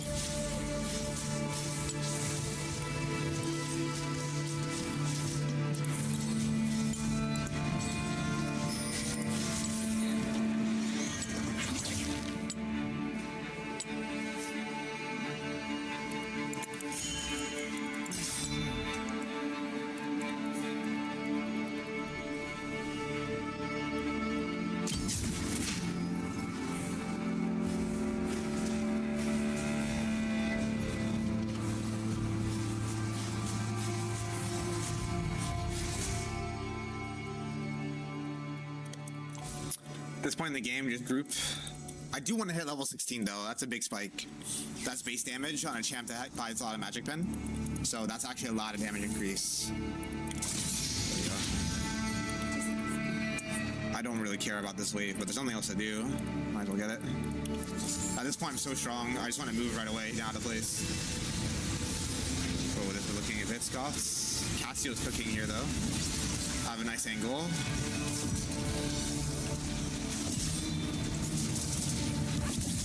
Make sure to angle my R2 there, right? That's how I was holding it. Because I wanted to get both of them with that.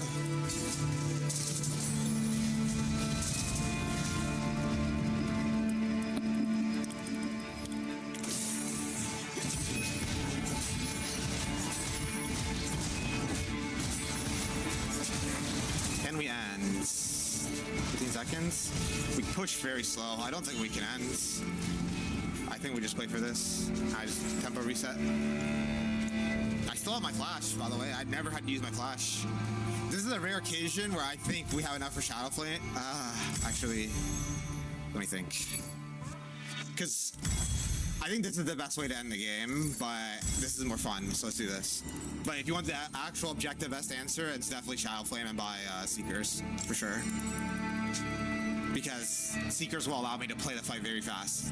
When you're this fed, having defense item means I can just be really aggro without being scared of dying. But this will just be really fun. Just do infinite damage with the Rabadons. Akali has very high AP ratios. They see me, so I gotta reposition. I'm just gonna position around mid. I'm gonna come from this angle. I'm gonna use this little vision pocket here. They don't see me. I can use this vision pocket to catch them off guard. I'm gonna push mid. Actually, they're way too slow to contest. Some other teams got to defend mid, or I can long flank here. I can get a really nasty flank. This is why you need to push mid, because then I can flank like this. I'm still flanking. This is GG. Just be patient. Be patient.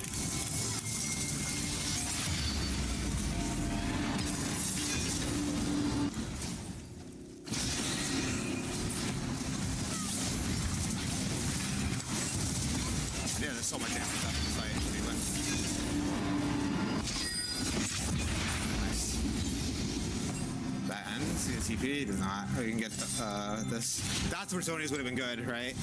I don't think my output would have changed. I would have definitely killed Akali instantly. And that Zonya's there, I could have Zonya'd when I went in. So that's right there is why Zonya would have been really good. I didn't need the extra damage. Fear is the first of many foes. Maybe my target selection could have been better. Like, Cat's really worthless. Maybe I should not even bother going on Cat. So maybe that was a slight mistake. But either way, I did a lot. Like, I pretty much insta-killed Cat. I nearly insta-killed Wukong, got his ults. And I did like 60% smaller health. So I don't think it was bad.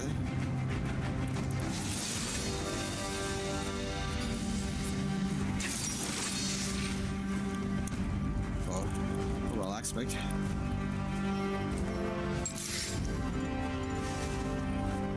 Should do this. Start it up.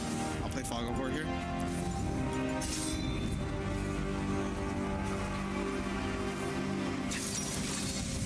I don't want to hit this because then they'll know I'm here. That's why I'm not hitting that. I want them to think that I'm not here. I shaded it already. If that was a different champion, I would have used my E to when they were face checking, but Vayne was hard with E. Just be slow, be patient. Patience is super important on Kali. I'm still being patient, coming from a nice flank, denying some vision here. I can just push him in. You want style? You found her. No flash. I'm a little worried being able to get our range. We triple Baron now. Their positioning is really bad. So once you push them around mid, they can't really contest objectives. That's why you always push mid, right? I push mid, they have to defend me. Now their positioning around this objective is really bad. They can't really contest it anymore. I have a good flank here. I'm showing, but I'm not going to engage. I'm just going to show and be patient right now. Again, I'm just going to lure them around.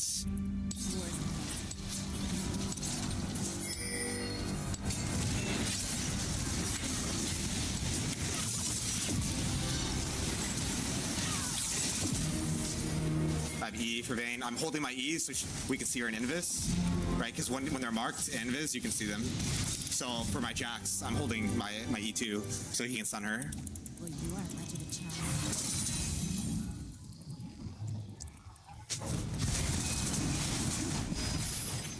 Great, so this was a game that shows how to play for farm in lane, how to not over-index in your lane and over-trade, team fighting, how to approach team fighting, how to flank, play Fog of War, side laning. It was basically a fully encompassing Akali game, to be honest. It covered every single concept. Wait, that's my Penta, actually, isn't it? Yo, isn't that my Penta? That is my Penta. GG.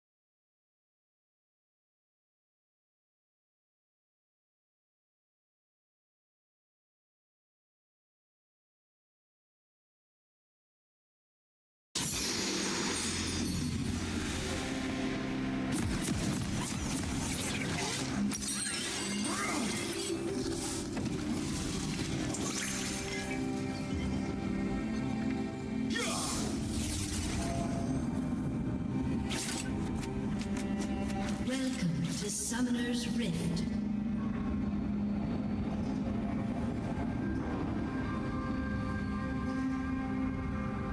Minions have spawned. I've got 2 rules for every fight. Don't ask for permission, don't ask for forgiveness.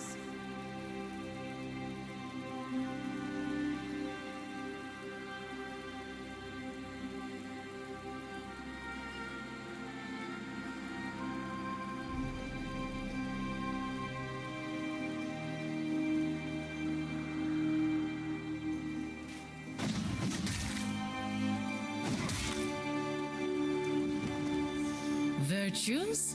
I've got a few. Vices? A few more.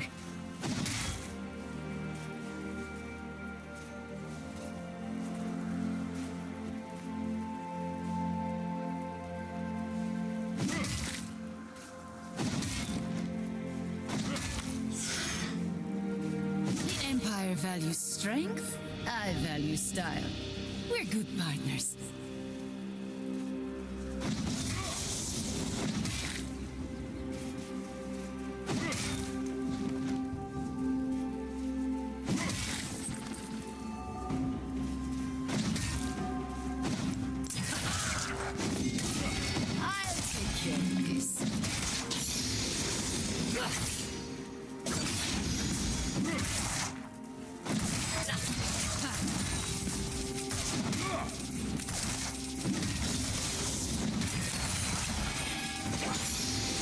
Guns and swords go together like rice and saffron. First blood.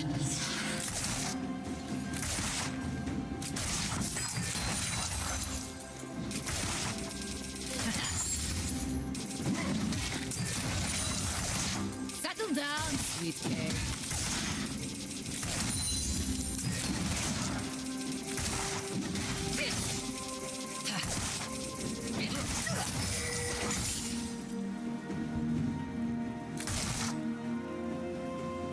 That person I loved thought I was too reckless. They're lost.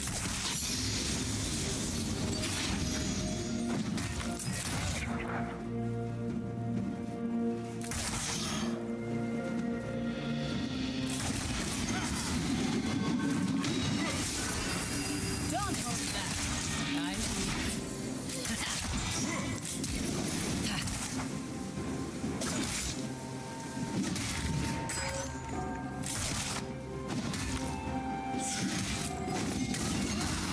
Good try. You almost left us dry.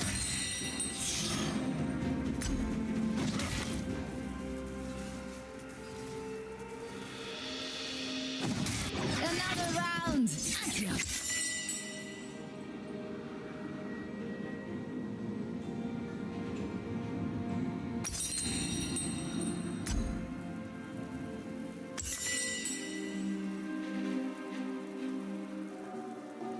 I don't work, I slay.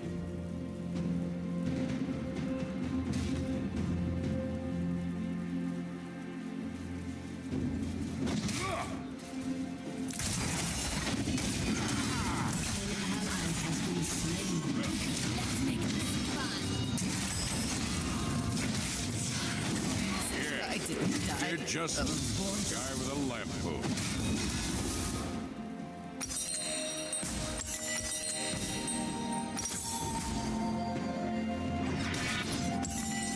Indari was a great captain. She taught me how to shoot. I taught myself how to kill.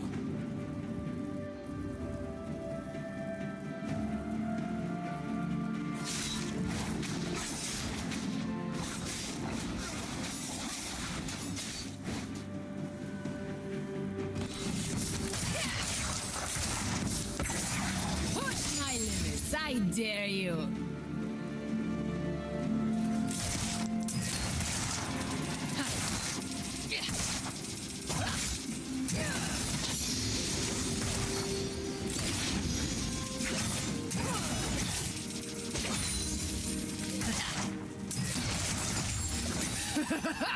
Finally, some action!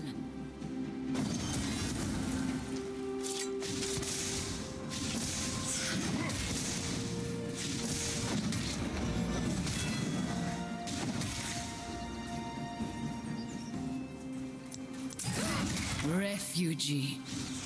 That label is where I draw my strength.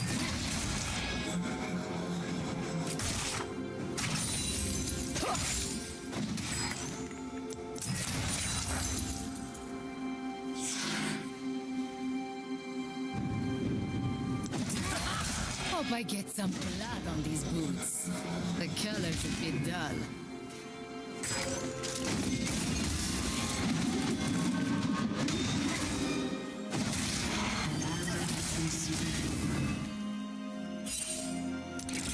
Taking a quick break. Try not to die while I'm gone.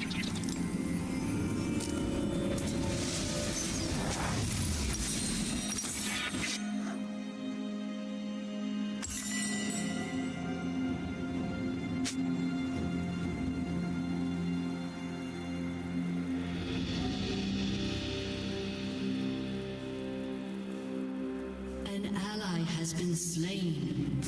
Well-behaved women don't make it in Noxus.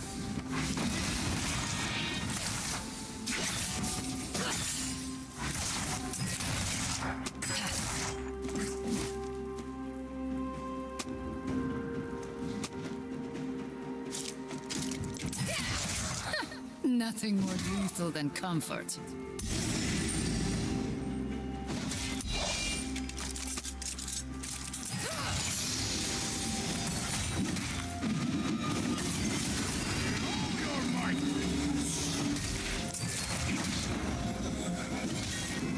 Danger runs from me.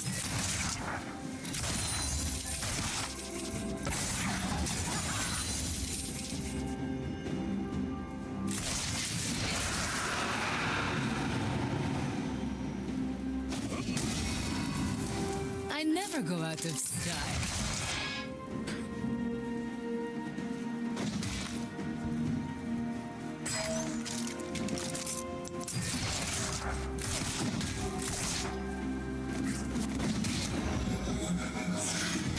I'm the rose that survived the day.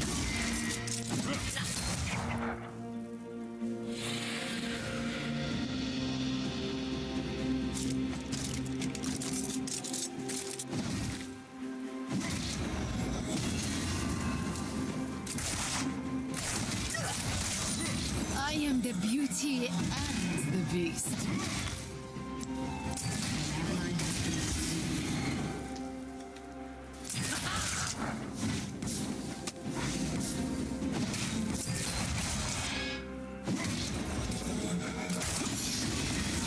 An enemy has been slain.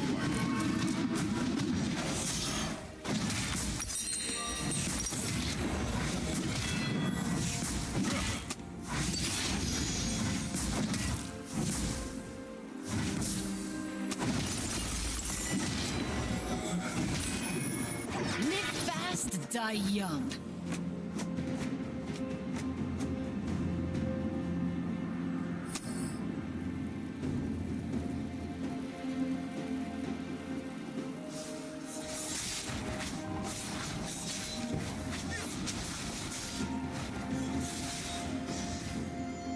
Life's simple. Take the shot or lose the chance.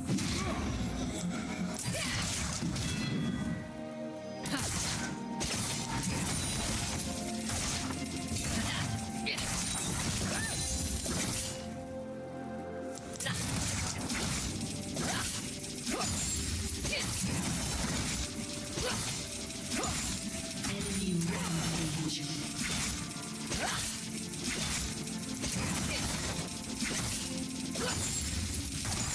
Oh, how great it would feel to shoot my past in the face. You made up in...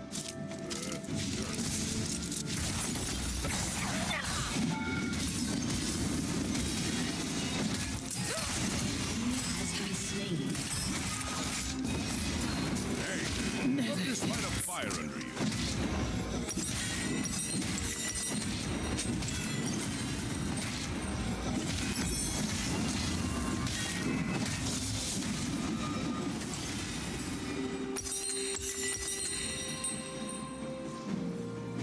Look out, guys, gals, and other pals.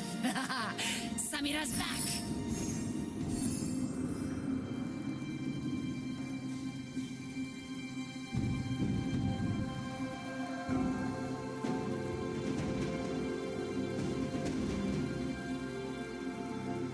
Only need one eye to hit my mark.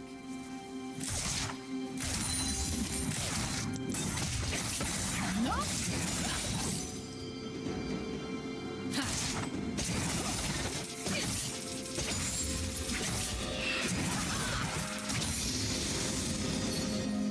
Some choose steel, others bullets. Killing spree.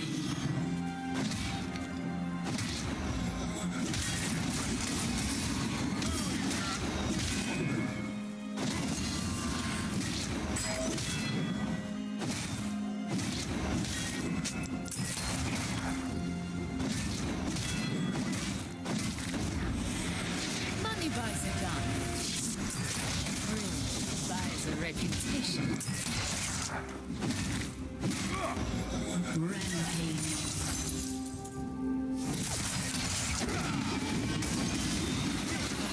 That's a wallop after all this time. Shut down.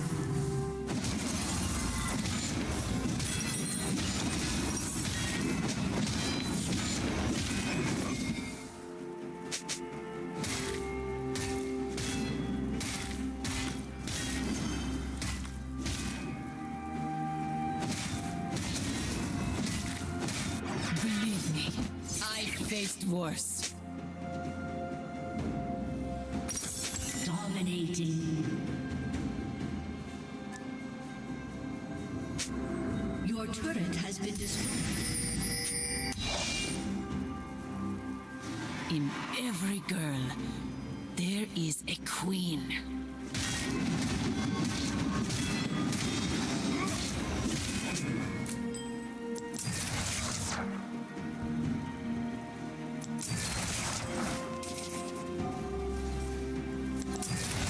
Thrilling! Ha! Maybe I took a tattoo to celebrate the occasion.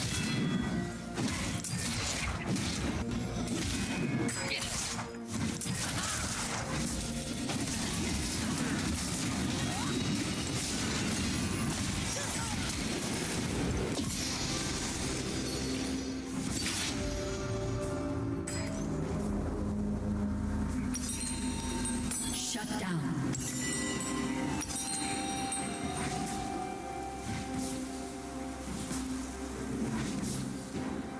An enemy has been slain. Another round! Antioch! Enemy killing spree.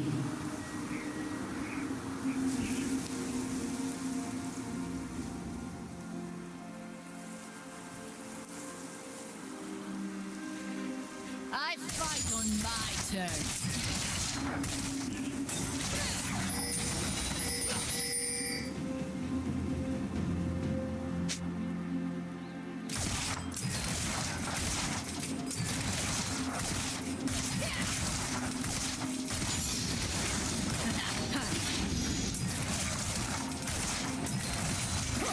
I'm bored. Fight me!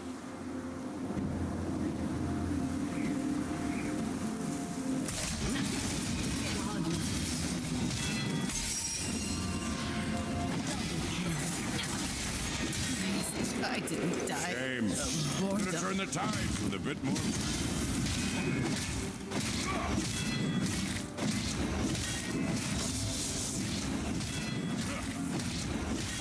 Your team has destroyed a turret.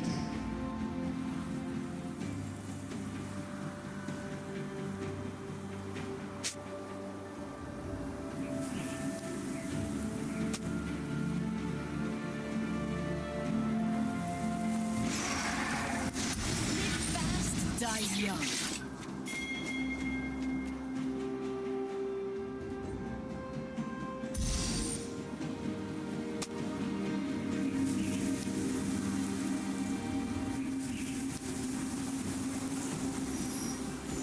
I'm not built to win. I'm built to conquer. Turret has been destroyed.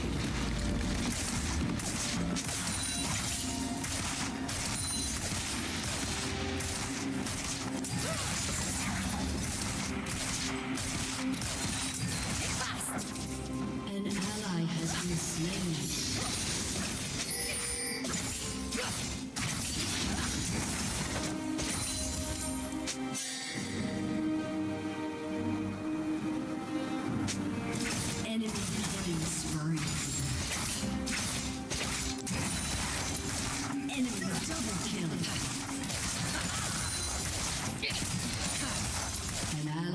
average when I can be savage?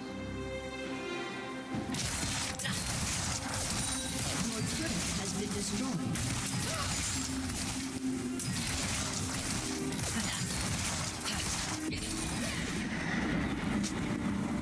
The Ascended think they own my people. They are wrong. Your turret has been destroyed.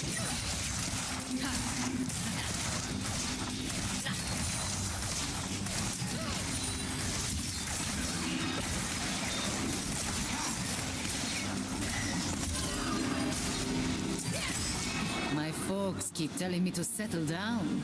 Your turret has been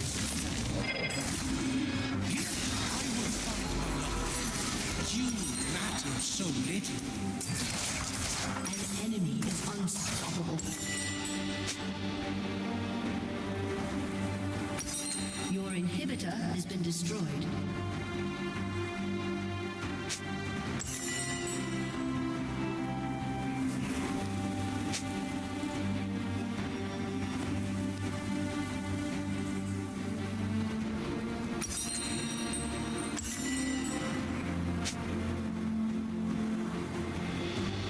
Look out, guys, gals, and other pals. Samira's back.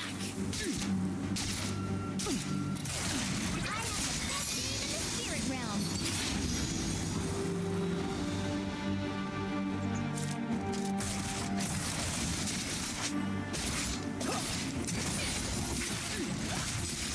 Well, look at you.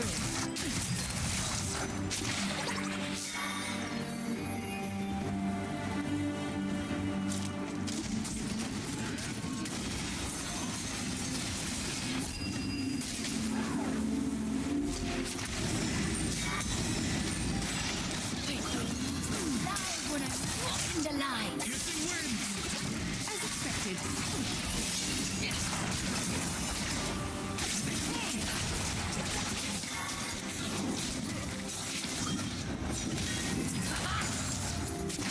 Your turret has been destroyed. I've got a fight. A few more.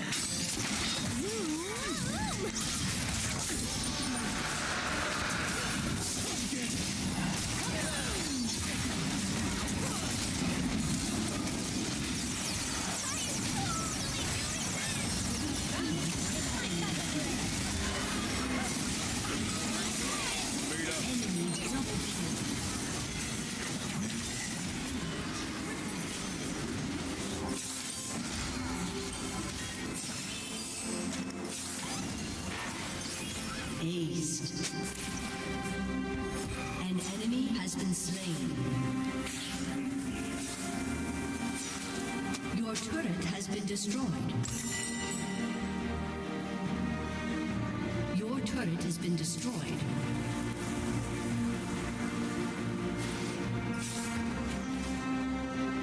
An enemy is gone. The Empire values strength.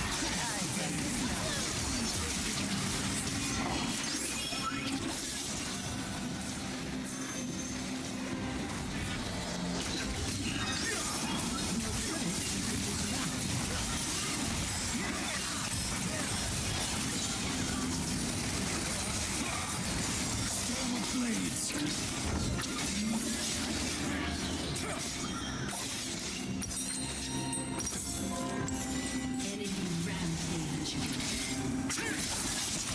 Don't mess with me. An enemy is legendary.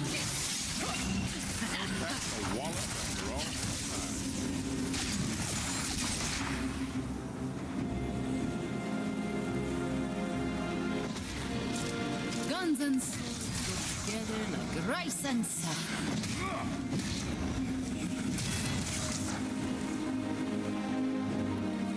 Piercing winds.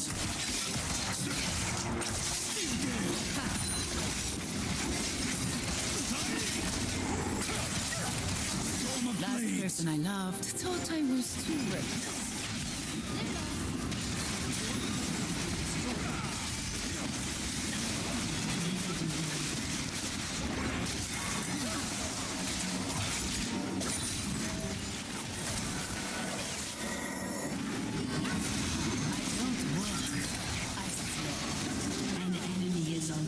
Unstoppable.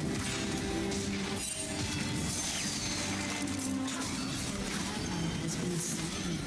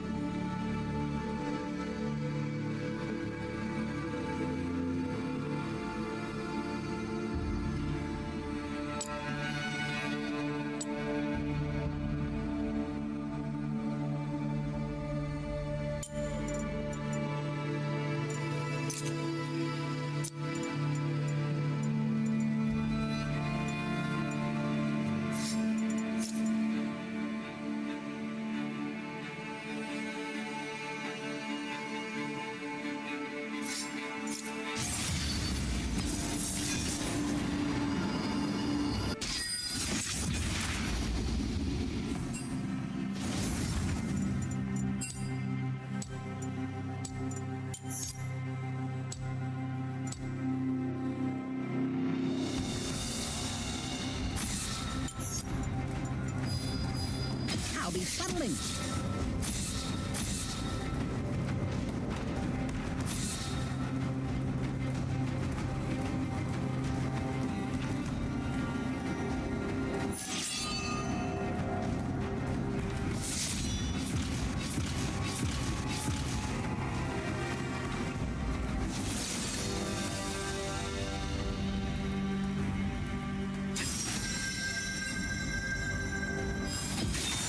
You want style? You found her.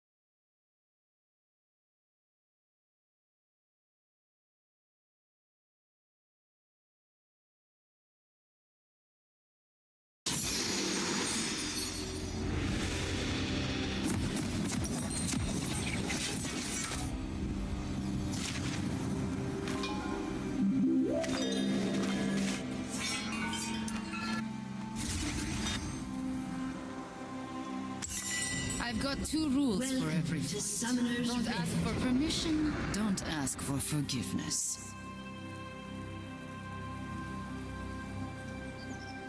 Minions have spawned.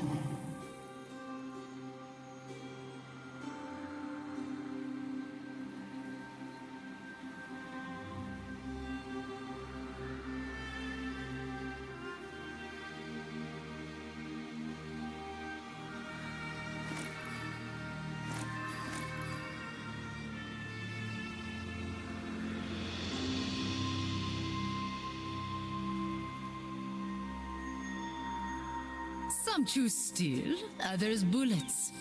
Why not both?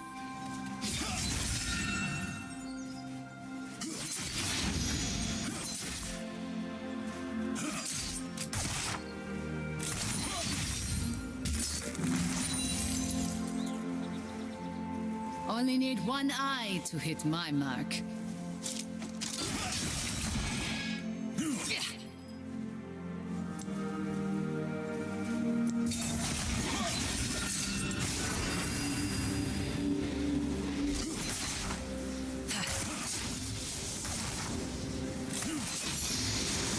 Refugee. That label is where I draw my strength.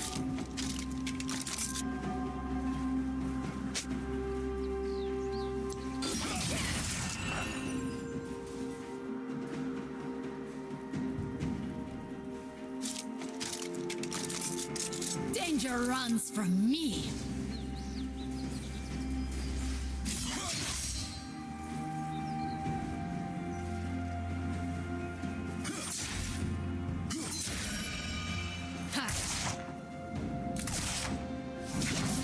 Seize the moment.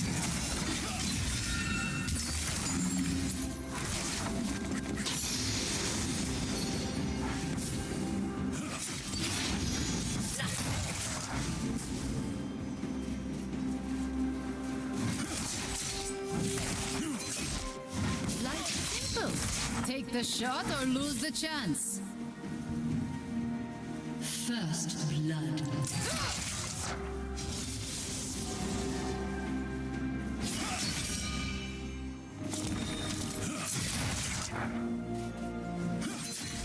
I'm not built to win.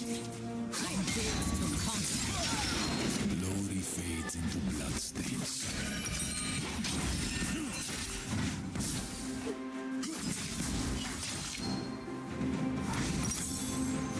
Look out, guys, gals, and other pals.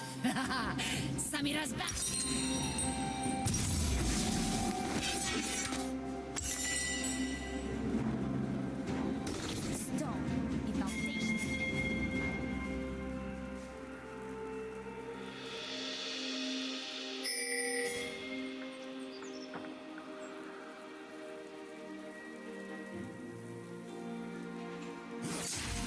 Hope I get An some ally blood has on been this. slain. The An killers enemy get has been done. slain. An enemy has been slain.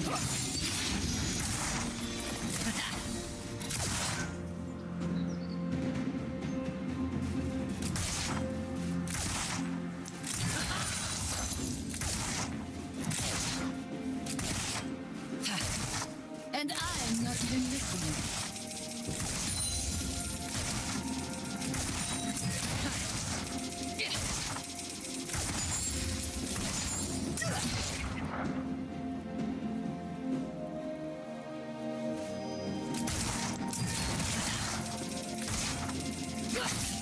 Guns and swords go together like rice and saffron.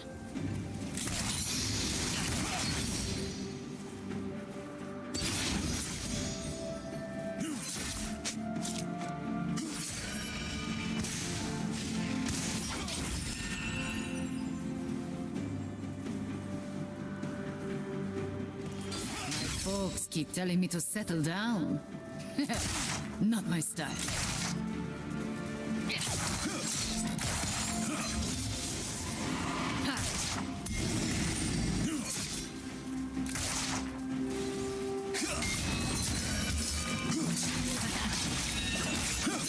Nothing more lethal than comfort.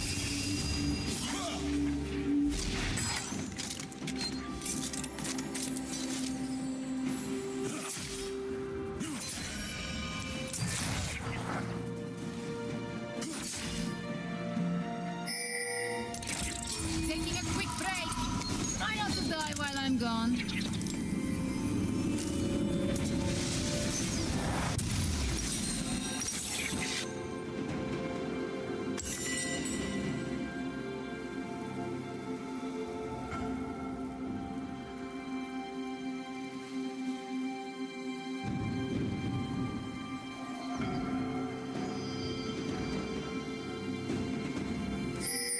I don't work.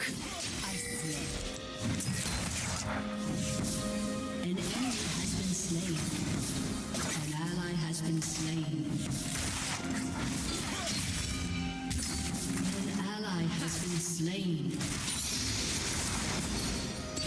Last person I loved thought I was too reckless. Their loss.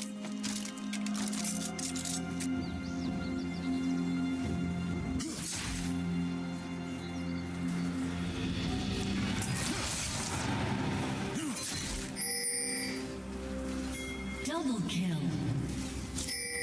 Why be average when I can be savage?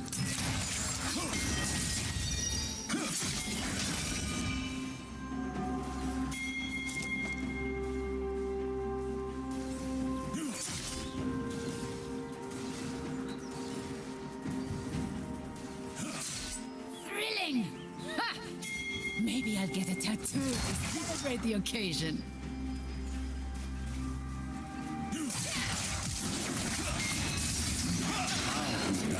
Is who you are.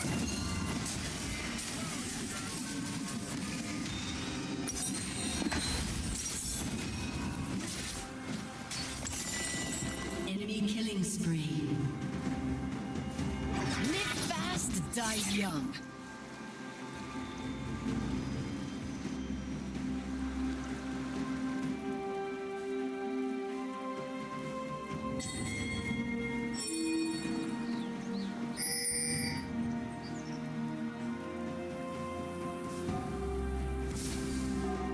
The Empire values strength.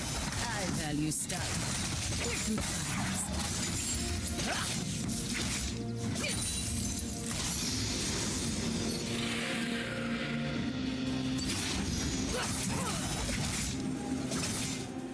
Rampage. You're mine. An ally has been slain.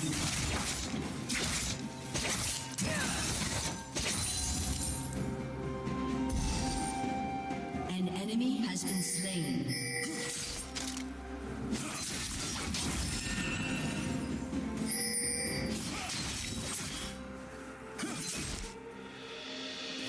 Virtues? I've got a few. Vices? A few more. An ally has been slain.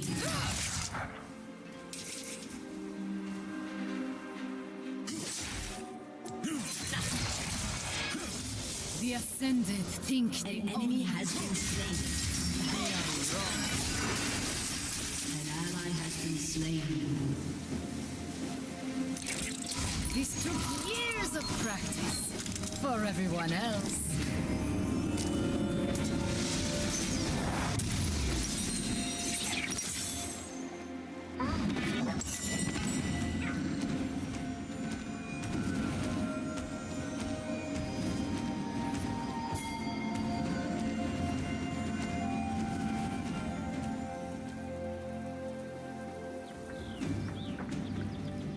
Money buys a gun or two.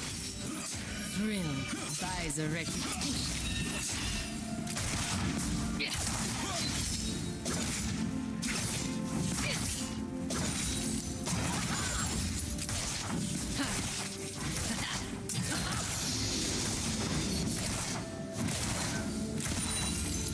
I never go out of style.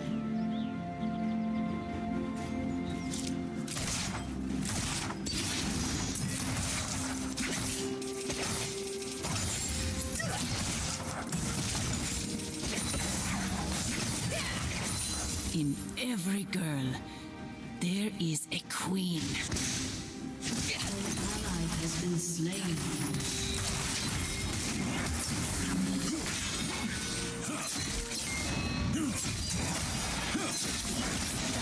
I will remember your name and shout it to the heavens. An ally has been slain. An ally has been slain. An enemy has been slain.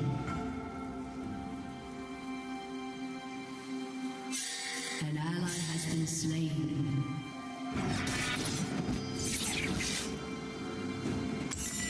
I chose this life. And sure, someday it might get me. But till then, I'm unstoppable.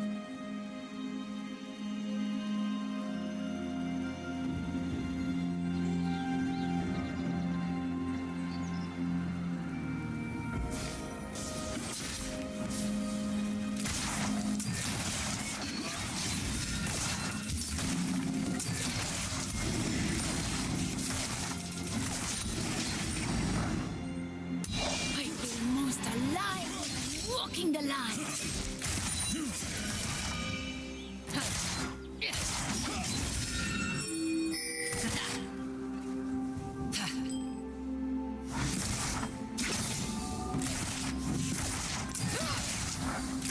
An enemy has been slain. I fight on my terms.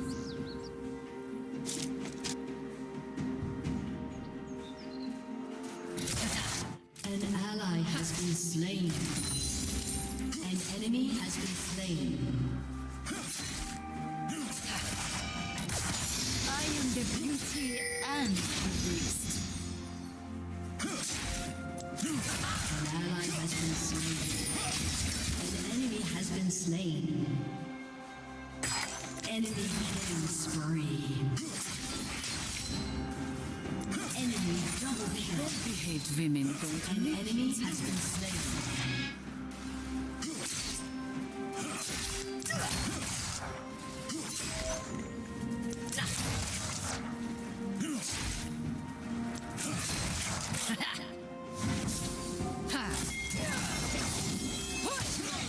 I dare you.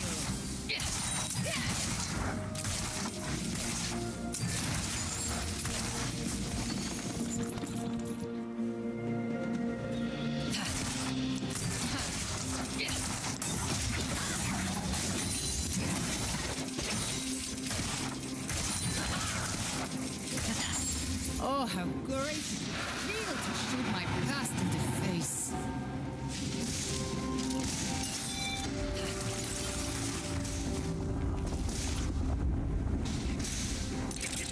How did that old trick look?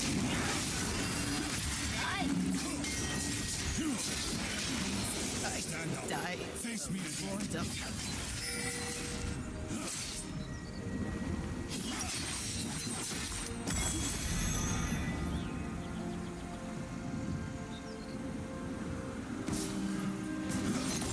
An enemy has been slain. Your turret has been destroyed. Your turret has been destroyed. Believe me, I faced An ally has been slain.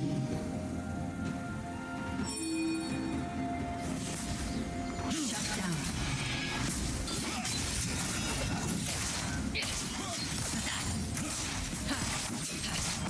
I'm bored. Fight me.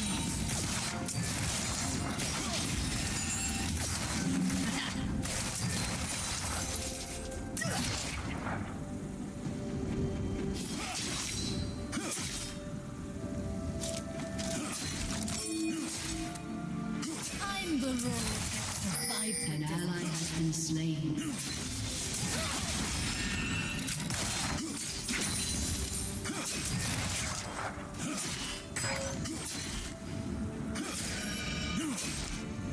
An enemy has been slain.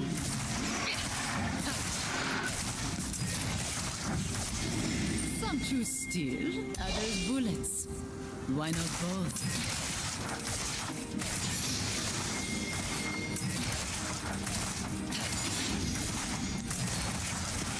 An enemy is dominating. Only need one eye to hit my mark.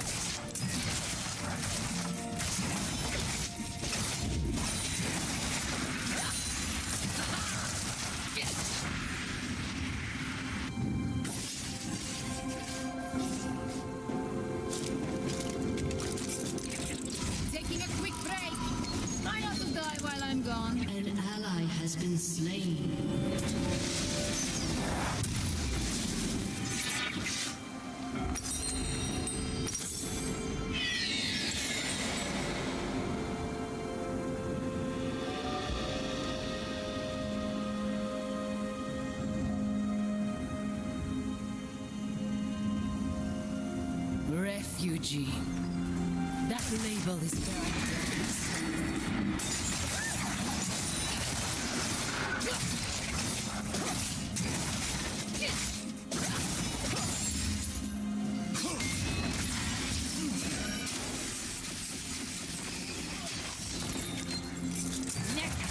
my beer left.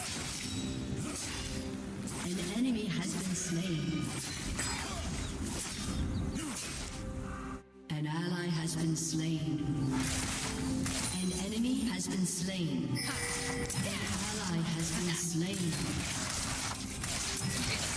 An enemy has been slain.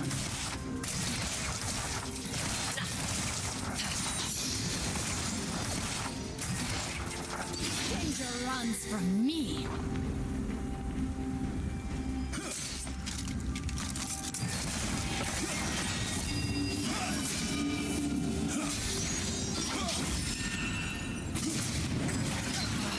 How you fight is who you are.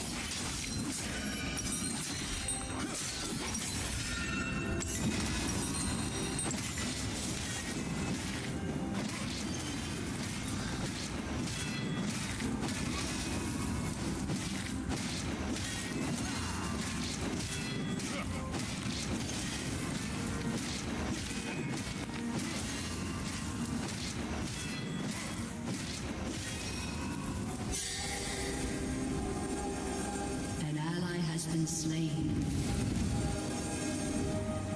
Another round. Antioch.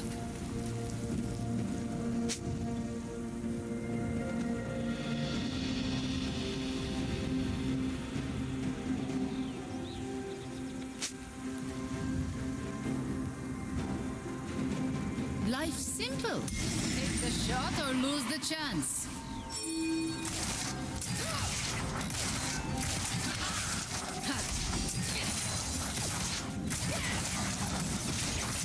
Your turret has been destroyed. I'm not built to win. I'm built to conquer.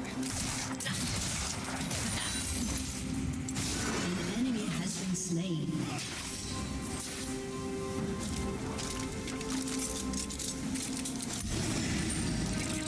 This took An enemy has been slain.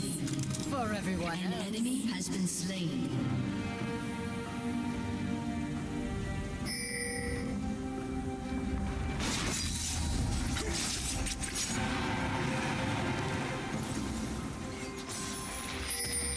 Your turret has been destroyed. Get some blood on these boots. The color's a bit dull.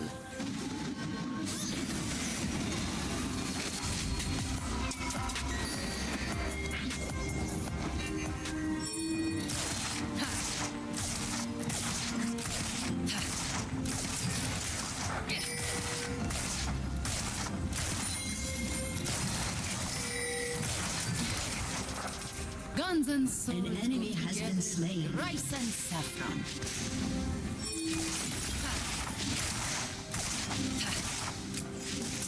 An enemy is legendary.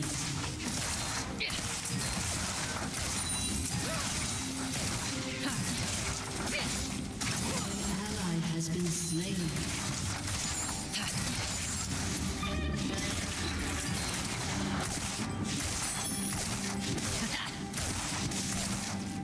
My folks keep telling me to settle down. My stuff.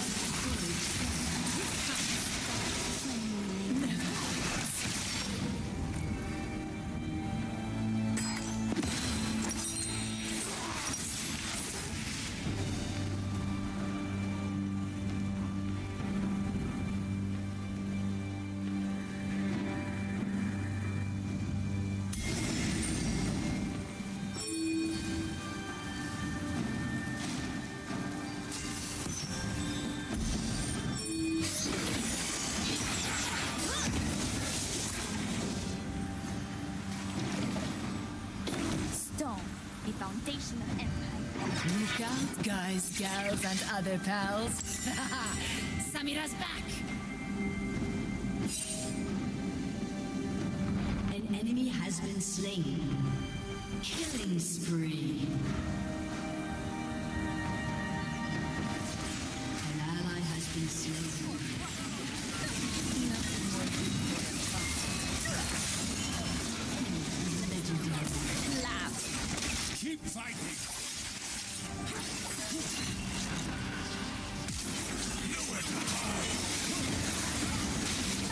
Stand up. Face me again.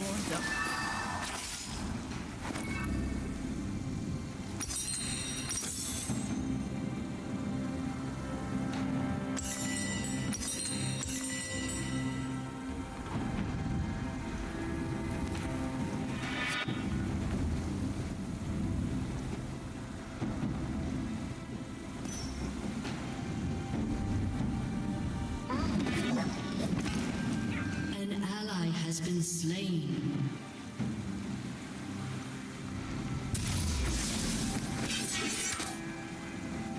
Live fast, die young.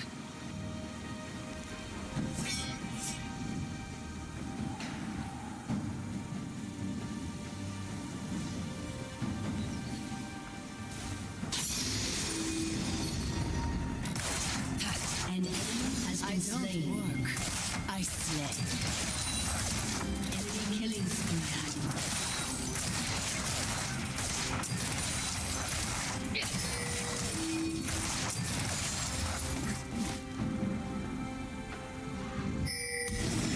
Last person I loved thought I was too reckless. An enemy is legendary.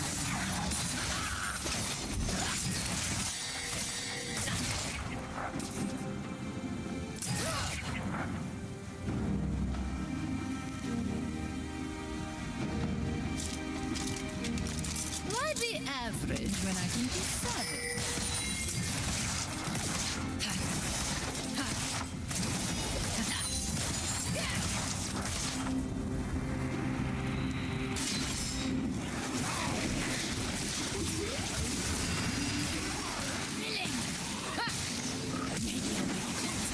I will remember you.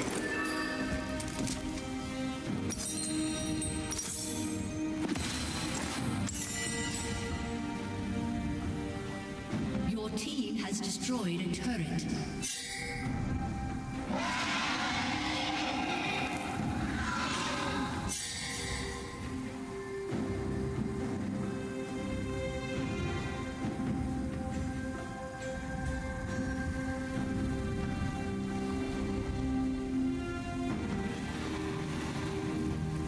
Double kill.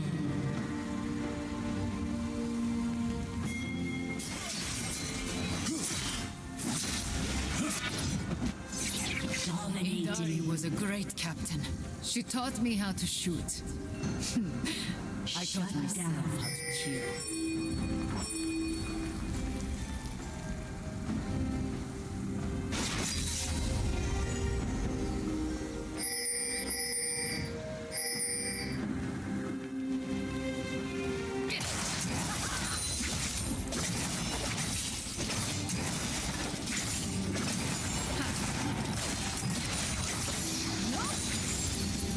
The Empire values strength.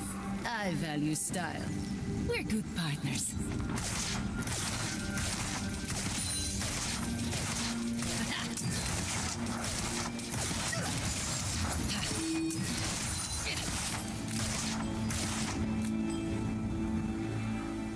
Virtues? I've got a few. Vices? A few more.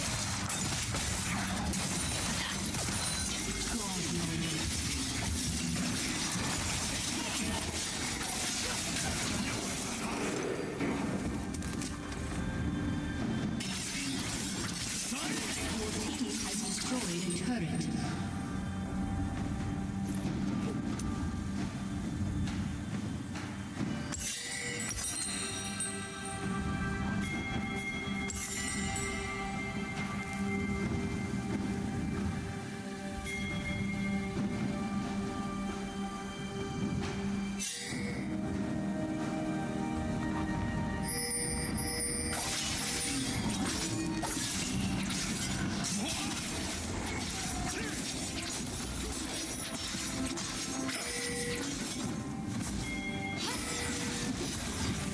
Believe me, I faced worse.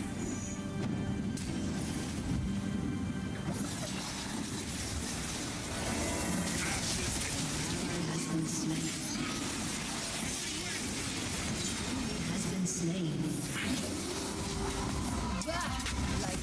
Teach me all over again.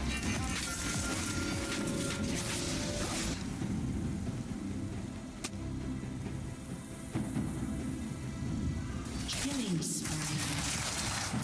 An enemy has been slain. An ally has been slain.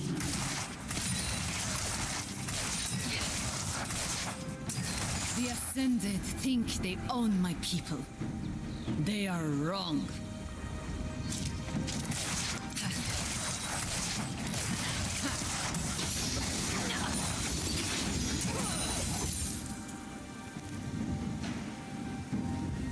Things I'm gonna do. Money buys a gun or two.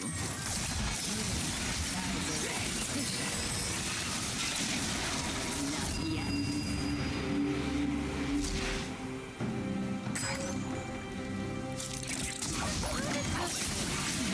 I didn't die of boredom.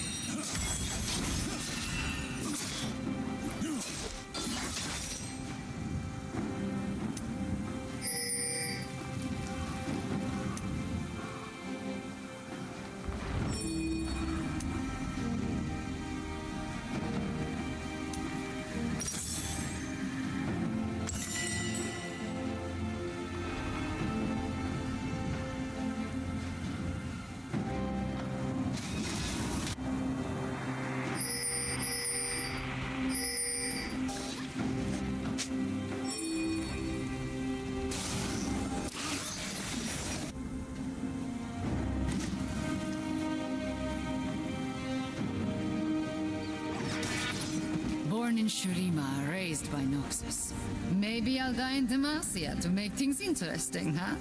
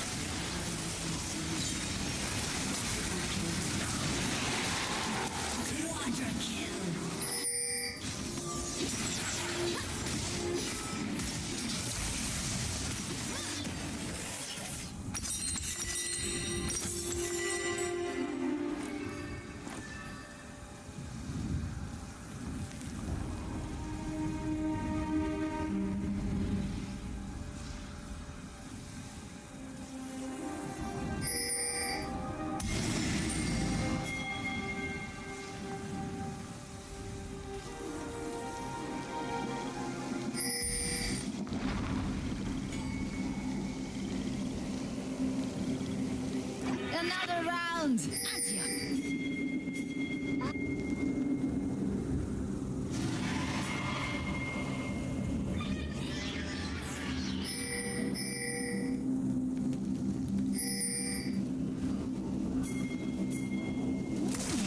You look promising.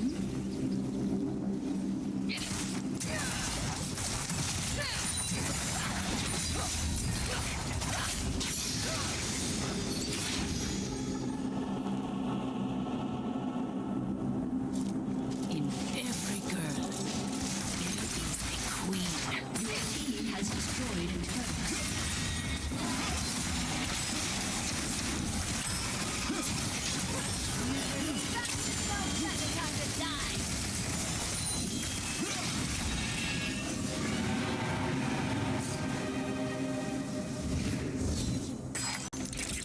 Taking a quick break.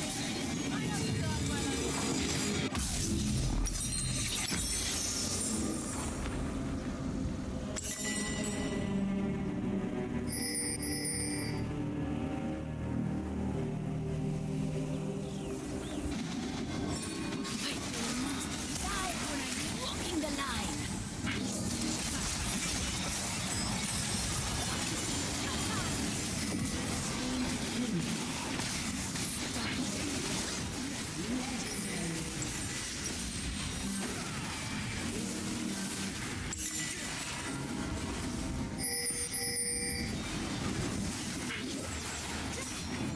An enemy has been slain. Legendary. An ally has been slain.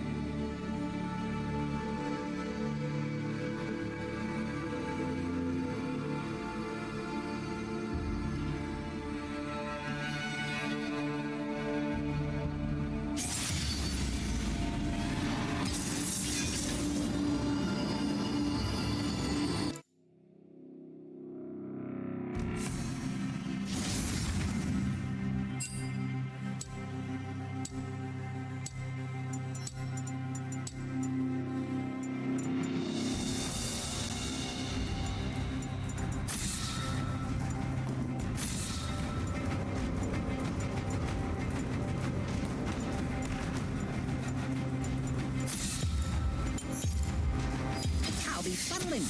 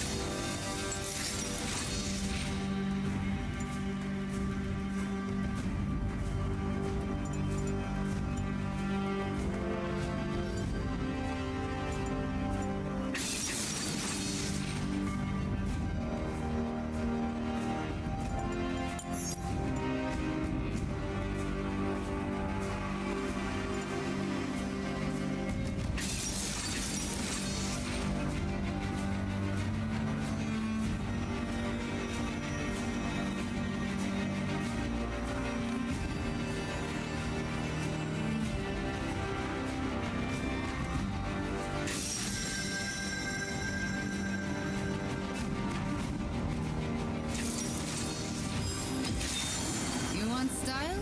You found her.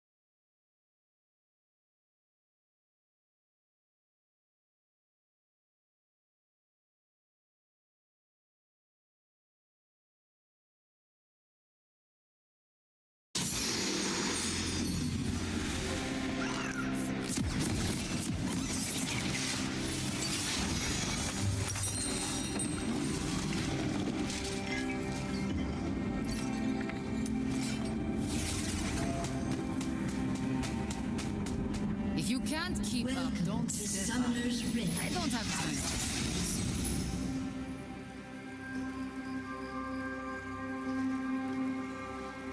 Minions have spawned.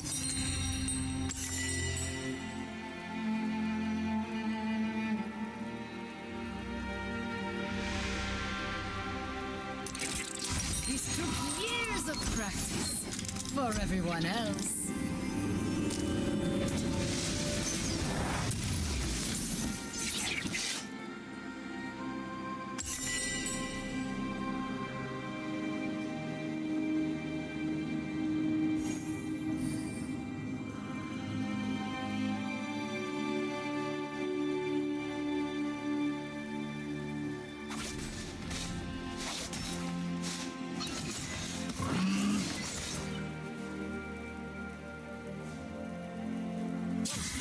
I don't work, I slay.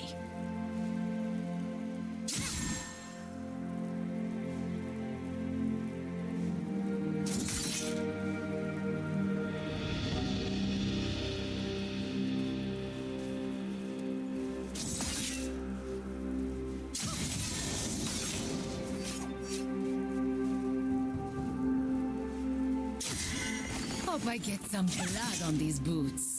The color's a bit dull.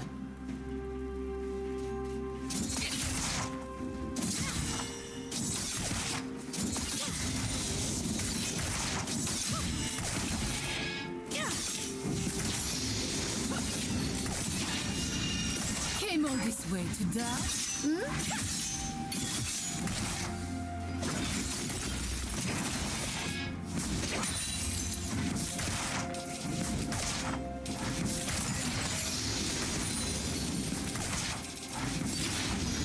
Well-behaved women don't make it in Noxus.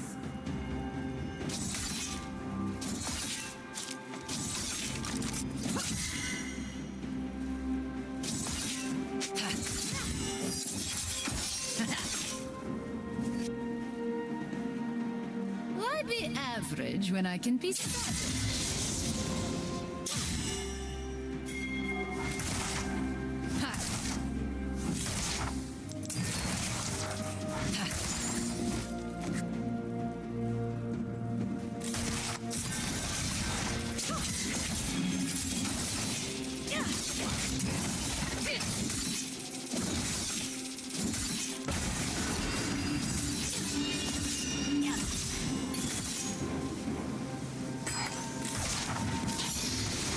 shove.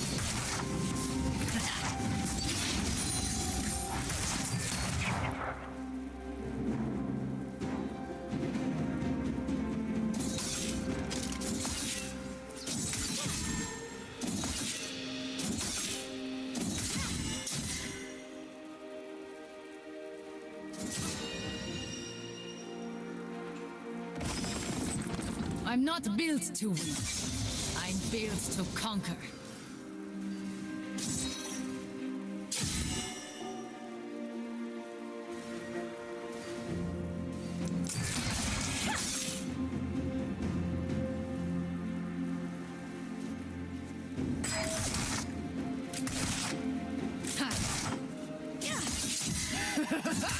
Finally, some action.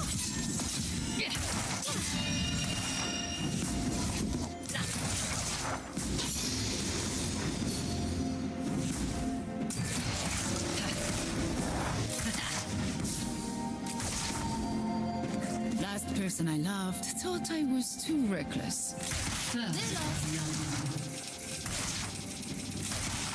Double kill.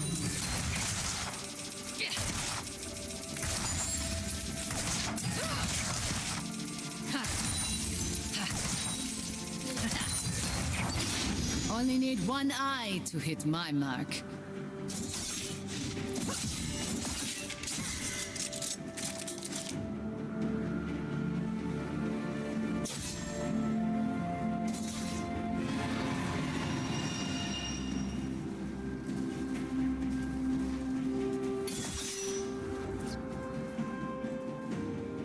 Life's simple.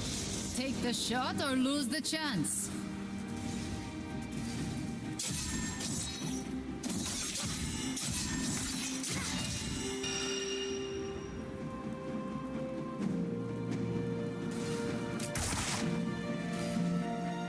Virtues? I've got a few. Vices? A few more.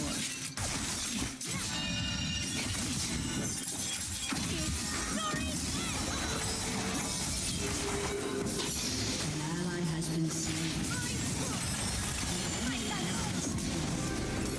You have slain an enemy.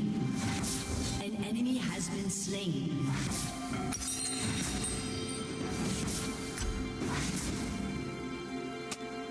Killing spree. I chose this. And sure, someday it might get me killed. But till then, I'm unstoppable.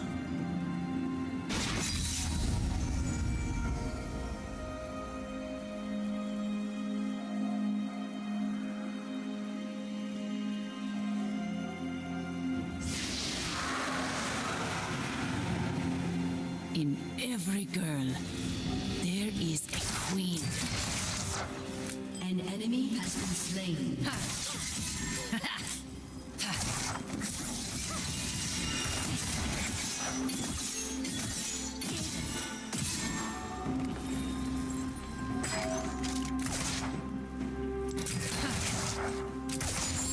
Don't mess with me!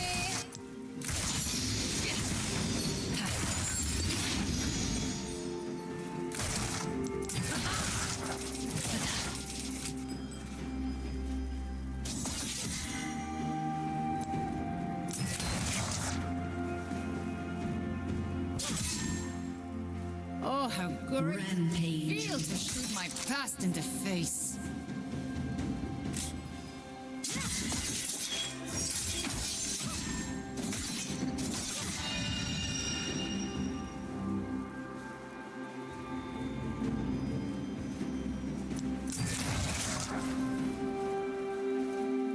The Ascended think they own my people. They are wrong.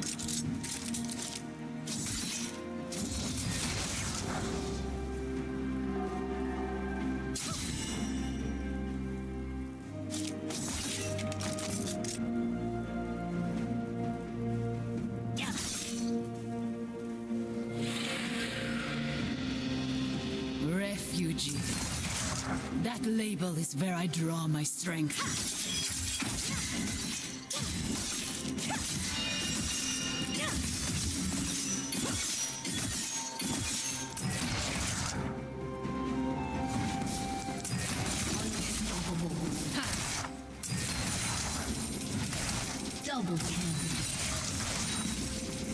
Some choose steel, others bullets. Why not both?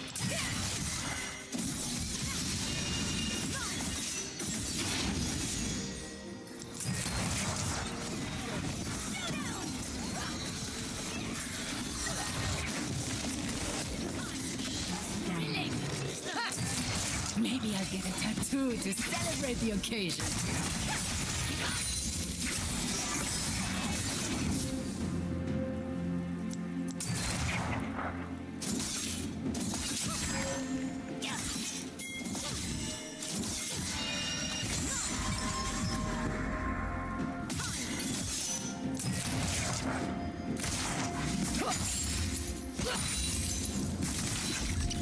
An enemy has been slain.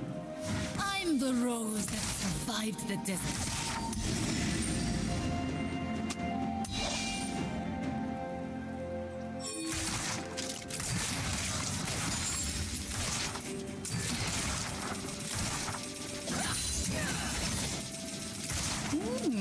You killing spree. An ally has been slain.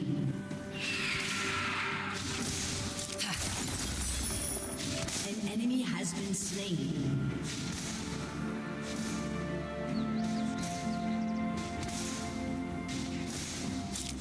I feel most alive when I'm walking the line.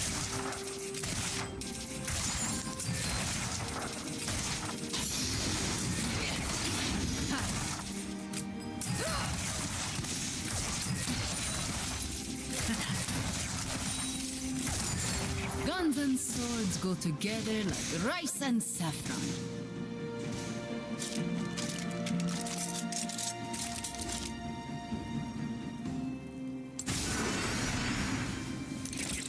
How did that old trick go again? Ah, right!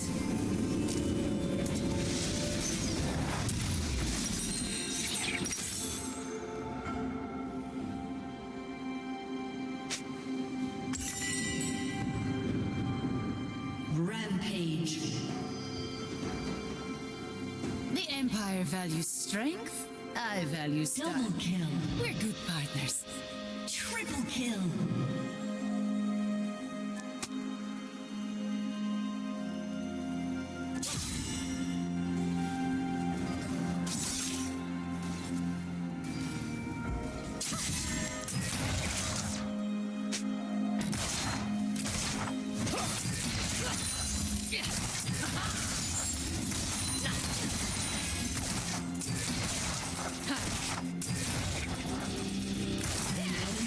Slain. I am the beauty and the beast.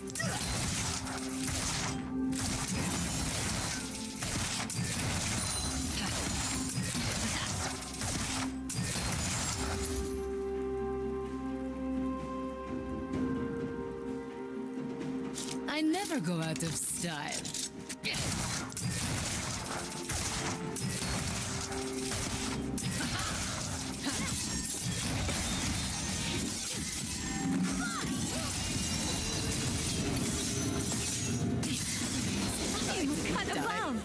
Bored up.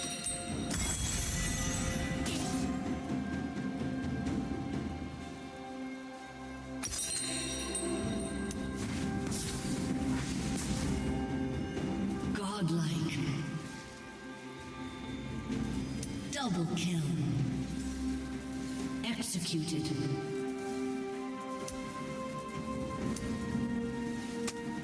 Believe me, I faced worse.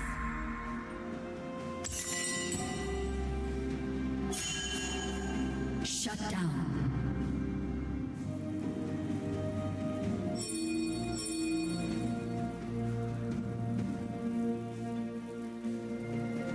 Money buys a gun or two. Thrill buys a reputation.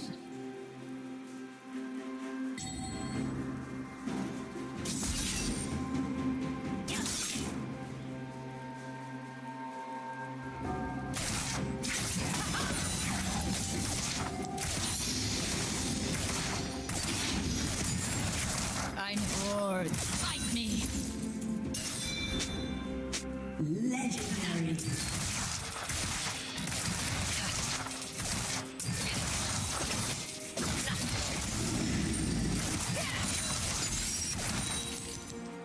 My folks keep telling me to settle down. Not my style.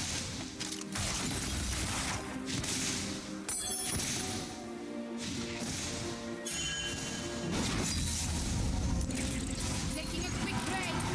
Try not to die while I'm gone.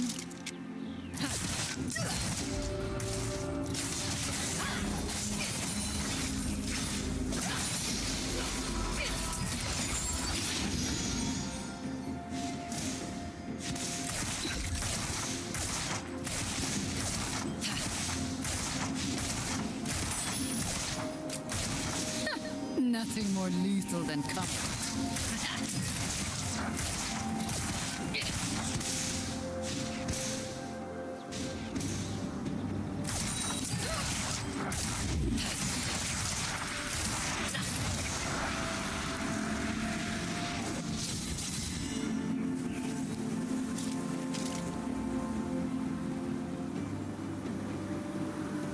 Danger runs from me.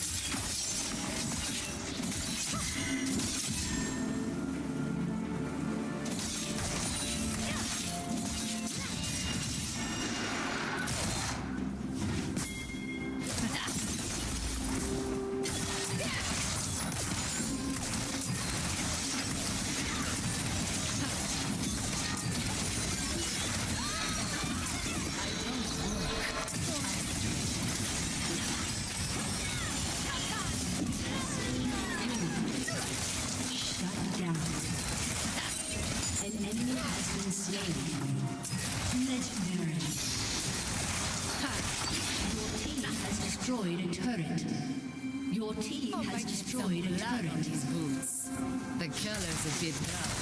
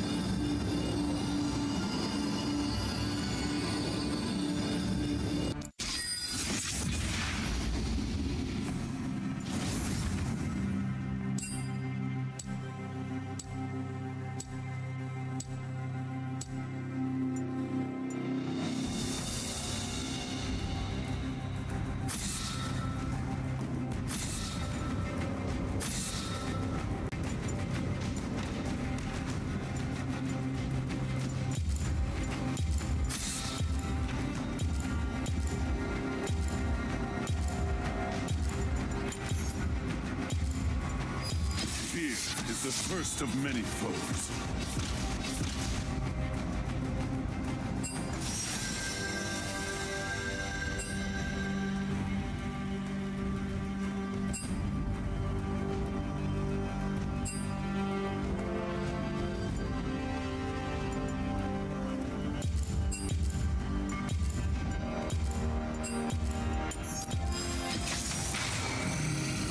Feel the power of the wild.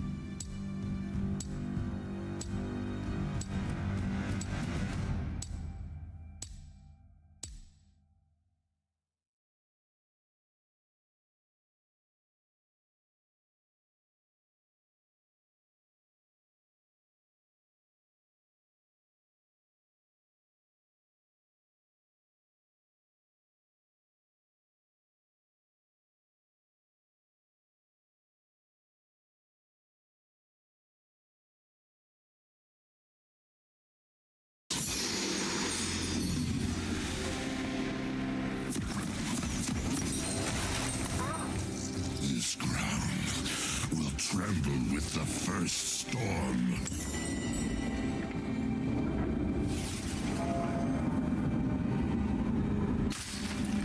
Welcome to Summoner's Rift.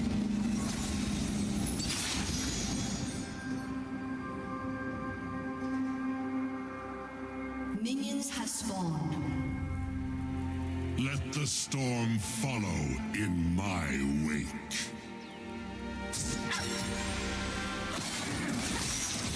You, such a feeble sacrifice.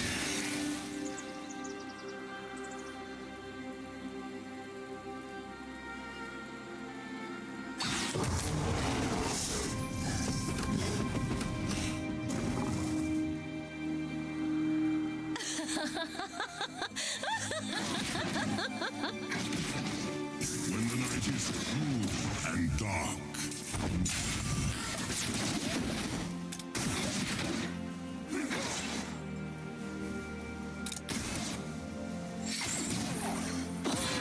First blood.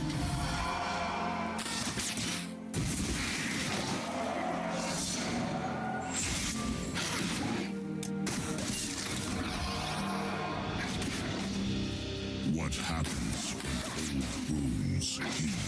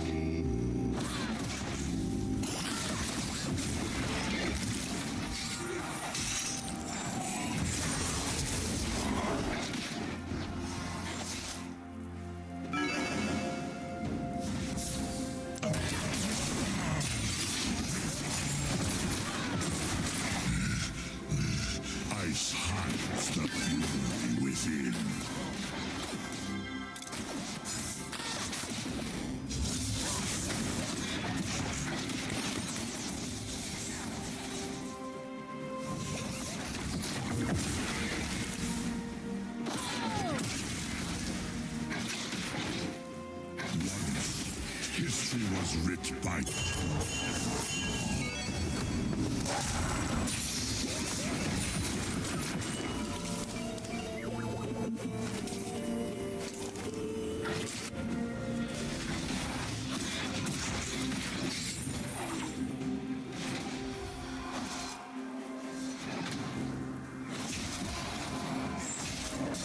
Battle boils the blood.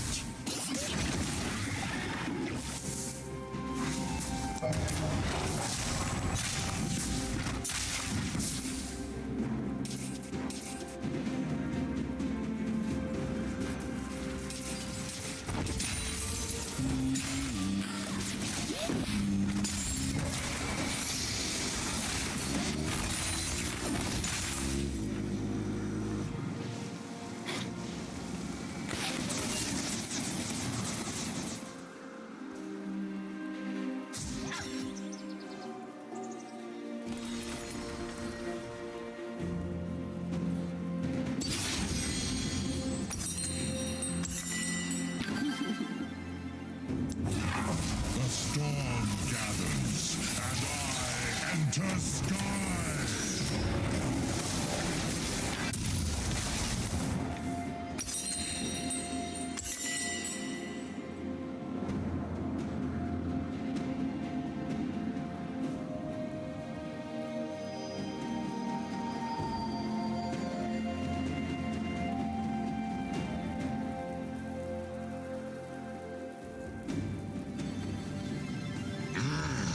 I carve my path with blood and bone.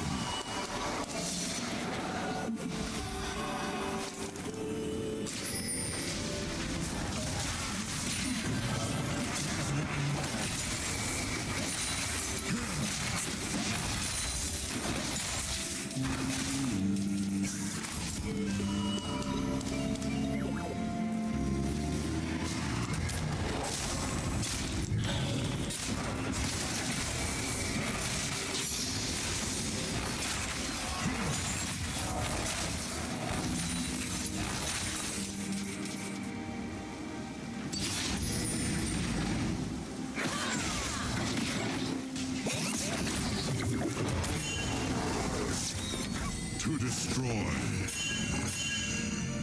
is to free. An enemy has been slain.